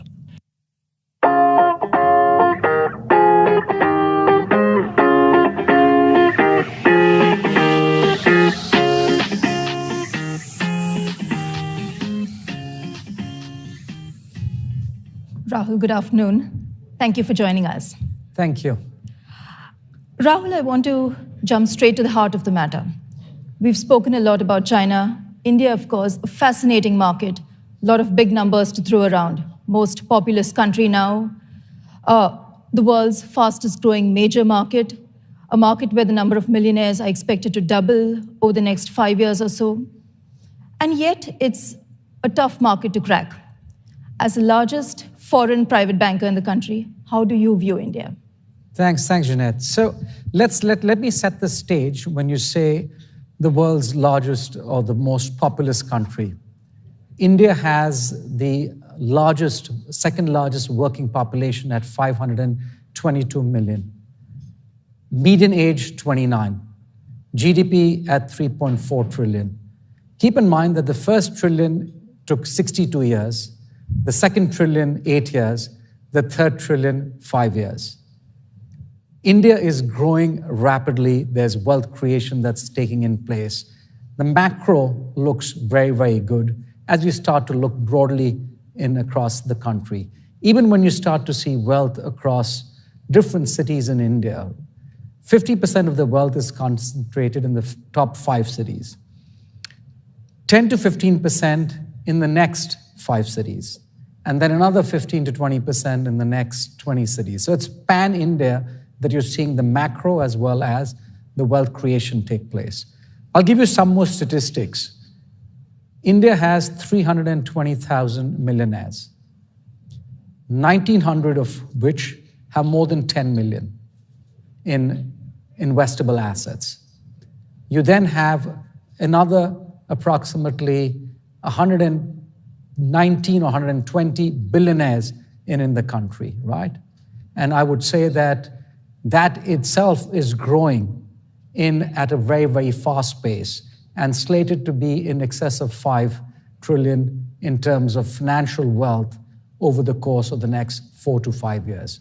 So you've got a lot of wealth on the ground, and you've got obviously the macro that plays out well, which is why banks like us want to do more on the ground in India. Julius Baer has been in India through our legacy now for 30 years. We got in 2015, and we're just staying the course because the opportunity set is extremely exciting. Rahul, you're not just staying the course, you have ambitious plans, of course. In the next 5 years, you aim to double your headcount on the ground, your relationship managers. You aim to triple your assets. India is also a market where we've seen cyclical exits of various banks and who are now returning. The local market is full of companies which are racing to hire relationship managers and talent, really. Is this time different, and why? You know, I used to always kid and joke about India and say, India is the gift that never gives. It is giving now. As much as you're seeing the sort of wealth creation that takes place, keep in mind the wealth management which is being managed, or the wealth that's being managed by the organized wealth management sector, is only 9%. In developed markets, it's 60%. In China itself, it's 20%. So the wealth exists, but it's not yet being managed in the manner that it should be managed. So that in itself speaks about the fact that there is that much and more opportunity on the ground. Yes, we are growing significantly in India. We've set for ourselves a 5-year transformation plan, and we're scaling this. We have 225 employees, and I'm going to talk a bit about the challenges about people, talent pool, so on and so forth. But just looking at this opportunity, you got to really be able to build scale in this business, and that's what we're looking at. Our ambition, we're in 7 cities. Ambition is to be in excess of 10 cities. Wealth, like I said, is growing across the country. So just not focusing on the top cities, tier 1, tier 2, tier 3. I'll give you some sort of recent anecdotes about how you're seeing this sort of actually play out. I was earlier this year at a wedding in Udaipur, small city, and staying in one of the sort of nicer properties over there. And I was going back to that property after a good 10, 12 years. When I went there 10 years ago, given the tariff that you're paying in at the hotels, roughly 85% of the guests were foreigners. This time around, 85%, if not 90%, were domestic Indians. They were locals. They're traveling out over there. They're consuming, and they're actually investing. So you got to see this in the sense of as to how large that opportunity is on the ground. I was on a holiday in Goa, Rahul, just before I came to Hong Kong. And my hotel room in Goa cost me more than my hotel room in Hong Kong. And again, all Indians consuming at the resort, which takes me to another striking number when it comes to the India growth story. About a decade ago, when we saw a flurry of exits from the wealth space in India, there were only about 10 cities, the usual suspects, Bombay, Delhi, Calcutta, which boasted people of ultra-rich Indians, you can say. Today, there are almost 100 cities with ultra-rich Indian citizens. But that also leads to challenges in the sense of how do you tap that wealth? What are your plans? So the way you really want to do this is you cannot really go out and say, I want to be in 100 cities. It's difficult. The clients on the ground do want you closer. So they want to know who you are, what's the culture, are you here just peddling a product and into us, and how you're coming to us when we need you on a regular basis. So the strategy for us is a hub and spoke model. You have a hub in Delhi, and you have spoke outfits, whether it is Jaipur, whether it is Lucknow, whether it is Chandigarh, and you manage it in that manner. So you have small spoke offices, but the hub becomes Delhi, and the same thing you do across in markets like Mumbai, so on and so forth. So that's when you're focusing on the high net worth segment. So that's everybody, say, $1 million plus. When you look at that affluent segment, we're not in that affluent segment, but that affluent segment is growing exponentially, right? So approximately when you look at the total wealth pool, 50% is really in the high net worth, or 55%, 45% sits below the high net worth segment, of which affluent is a big chunk. The way to play India on the affluent side is through a hybrid model. You cannot be physically in these locations, so you got to do both digitally as well as certain brick and mortar in some markets. So that's a hybrid play, and you can see a number of players that is actually in the space and playing that, and those are the ones that are doing a lot of it digitally. When you look at the high net worth space, you've got a number of foreign banks. Some have been there, some have exited, some are re-entering the market. The sort of only thing that I say is in India, you got to stay the course. You got to be patient. You got to build this over a period in time and just not try and do things from a profitable standpoint, which is why you see a number of the local players who have taken a clear lead in March over the foreign banks. Julius Baer is the largest private bank, foreign private bank in India. And I struggle when I say foreign because we're really local in on the ground. We've been there now for nearly 30 years through our legacy. So by the fact that we stay on the ground, that helps us. I'll give you some other statistics, which is interesting. We have 225 employees in India, growing at a fast pace, as you sort of said in earlier. 25% of those employees have been with us in excess of 10 years. 20% of those have been with us in excess of 15 years. That speaks to the fact that this is a business that you want to have people stay. And as you can see, the trends in wealth management, bankers change very, very quickly. So you want to stay the course in that sense. And I'm presuming all your bankers speak in crores and lakhs. You know, having brought up in India, done my education in India, and really sort of lived overseas for 30, 35 years, I yet struggle with lakhs and crores, etc. So for us, it's a very quick, easy sort of conversion to either Swiss francs or US dollars. But when you're on the ground in India, you got to speak that language. So it's important even as to how, for a foreign bank, we are really sort of local. We cannot really instill a lot of global policies, whilst those that are relevant but you got to run this business locally and make sure that you're managing the risk and governance. And the anecdote that sort of, we really sort of look at is we want to build the Hindustan lever in on the ground, the parent being Unilever. So in that sense. At this point, I want to invite our audience to keep sending in your questions if you have any questions about this fascinating market called India. Rahul and I want to talk about now, we've spent some time with amazing statistics on the growth in India itself within the territorial borders. India, of course, also has a large diaspora. There are a lot of what we call non-resident Indians who see growth happening back home. They want to invest back home. What are the kind of questions that you're getting both from your clients within the country as well as your clients abroad who want to invest in India? And how does this interplay work out? What are the trends you're noticing? So I think when you look at sort of the India landscape, you got to look at it from a global India perspective. Onshore presence or onshore business in India, rupee-denominated business, rupee platform, catering to the needs of resident Indians. Then you have the global diaspora, 30 million worldwide, 1 trillion in investable assets across the globe, extremely successful community. And the fact that they're non-resident Indian, they always have had through, whether it's families, through culture, through sporting ties, i.e. cricket, through Bollywood, they've stayed connected with India. But the trend that we've seen now is as to how much more interested they are in investing in India. On an average, an NRI invest roughly 15 to 20% of their investable assets in India.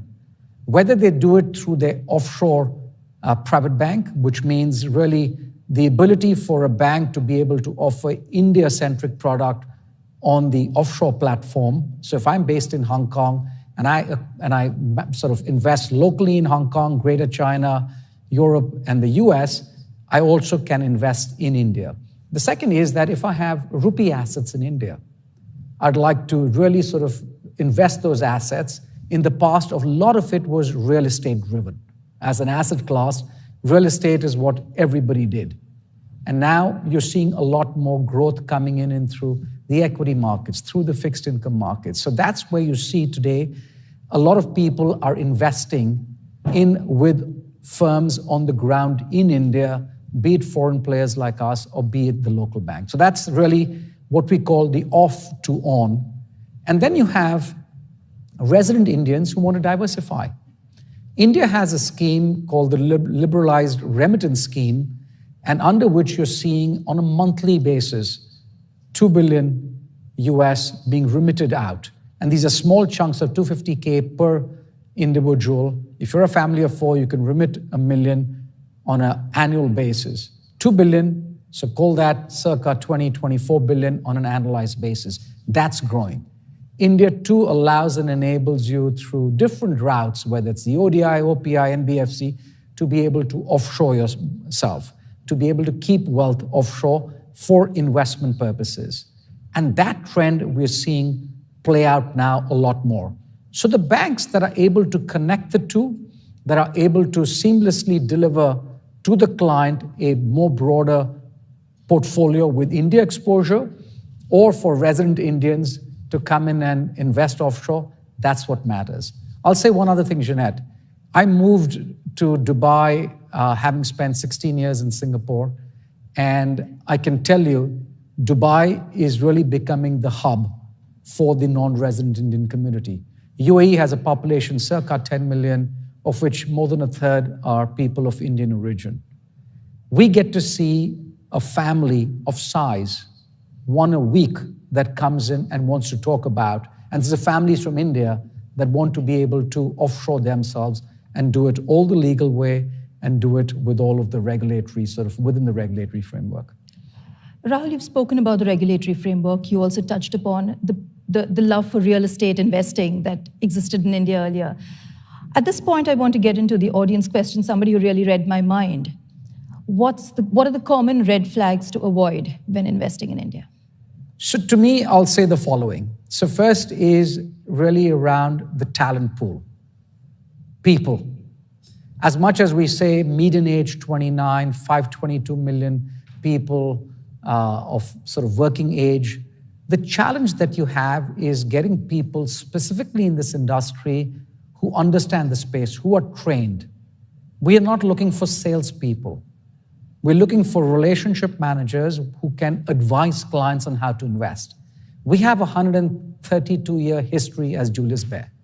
So how do we really take that history, take that culture, take that understanding, and be able to sort of capsule that on the ground in India? How do we train our people? How do we get them to really understand what wealth management is all about? So that to me is extremely important. You're not there to come in and sell a product. You're out there to come and educate. So education, extremely, extremely important as far as India is concerned in the wealth management space. The second is that the government, the rules and the regulations are evolving at a very, very fast pace. As a bank or as an institution, you need to keep pace with those. So you need to be extremely, extremely careful in the way you start to build your platform and make sure that you are really sort of adhering to the do's and don'ts in that country. So you have to be mindful of these things. And the third, which I said earlier as well, is you got to stay the course. Foreign banks have had, unfortunately, this history of coming in and then saying, wow, this doesn't work, let's exit. It's going to take time, right? So it is really sort of the hockey stick that sort of takes time, but you've got to stay the long haul. So that's what my advice would be to folks who are looking to invest in India. It's not a quick ride, it's not an easy ride. And I would sort of say this as well, that in India, keep in mind that you get emerging market revenue with developed market cost. So be mindful of that. The ROA in doing business, or the return of asset on the AUM in doing this business in India, is roughly between 40 to 60 basis points, depending on which segment you're focusing on. And if you look at it anywhere in the offshore world, it ranges anywhere between 70 to 90 to 100 basis points. So be mindful of that. A very participative audience today, lots of questions. That one's interesting. Which verticals do you see with the highest upside potential in India? So I presume when you look at verticals, I don't know if it means which segment is it that we're looking at. Is it the high? Is it the ultra high? Or is it the affluent? The good news is that the growth that you're seeing is across all these segments. And I gave some statistics and numbers in it earlier. So it's easier to meet at this point in time where the opportunity is really in the high net worth and above. In the sort of mass affluent segment, and call that anywhere between 100K to $1 million US, emergence of many players, lots of them digitally sort of driven, enabled, and they're trying to do a lot of things, a lot of freebies. They're not solving right now for profitability. They want to gain that market share. So clearly, quite frankly, to me, it's across in that segment. If you define segment as professionals, business owners, C-suite, where's that opportunity in as far as that sort of segment is concerned? Quite frankly, it's across the board. Another sort of anecdote I'll give you is I was at our year ahead outlook event on markets that a lot of the private banks do, and I saw a very young crowd in over there, and I said, wow, it's really great to see that the patriarch or the first gen is passing on the baton now to the next gen. And I asked the team saying, great to see this happening. And they said, yes, whilst that's happening, what you're seeing in over here is the first gen. These are the people that have made this money. They are very interested in understanding. Their investment pattern behavior is very different from that of the patriarch because they want advice. So I know I've digressed a bit, but I wanted to address that from a segment perspective as well. In fact, I want to go back to that point because there was a question also about what is the significance of the population number? What is the significance of India overtaking China as the most populous country? Does this have any impact in terms of doing business in the country? Does this have any impact on how the world sees India? I think the world sees India a lot different today than what it did in the past. Just not because India has become the largest, most populous country, but the fact in terms of the growth that you're seeing, the GDP growth that you're seeing. As is forecasted, we are today the 5th largest, and by 2024, India's slated to be the 4th largest, overtaking Germany. Now, these are predictions. I don't know if that's going to come right or wrong, and it's supposed to be by 2050, the 2nd largest economy. So rather than looking at the predictions, I think what we got to see is you've got a lot good that's happening on the ground. You're seeing a lot of interest coming in from not only the foreign institutional investor, but from local investors. When the FII flows dried up last year because of what happened in 2022, all of that was filled in by the domestic investor.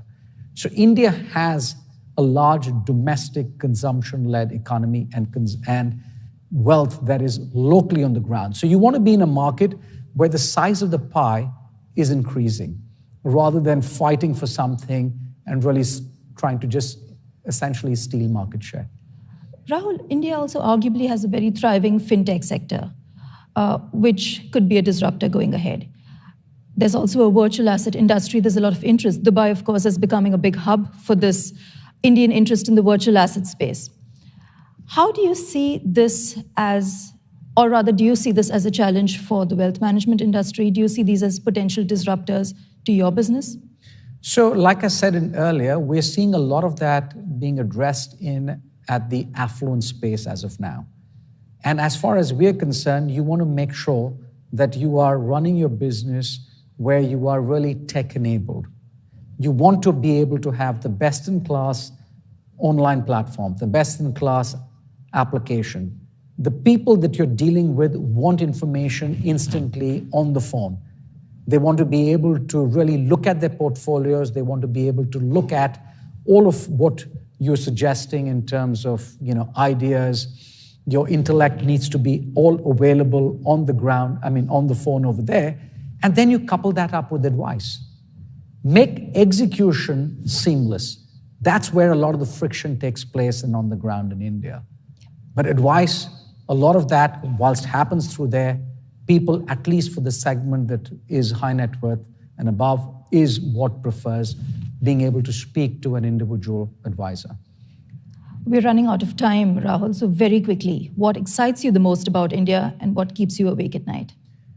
I make it at least 10 to 12 times a year to India. I was in India last week itself, in Mumbai. We had our offsite in a small town outside Mumbai called Lonavala. Just the excitement that you see on the ground. When you go over there, you get to see and meet with clients, and I always make sure that I meet with clients. Clients are hungry. Clients are growing. Clients want advice.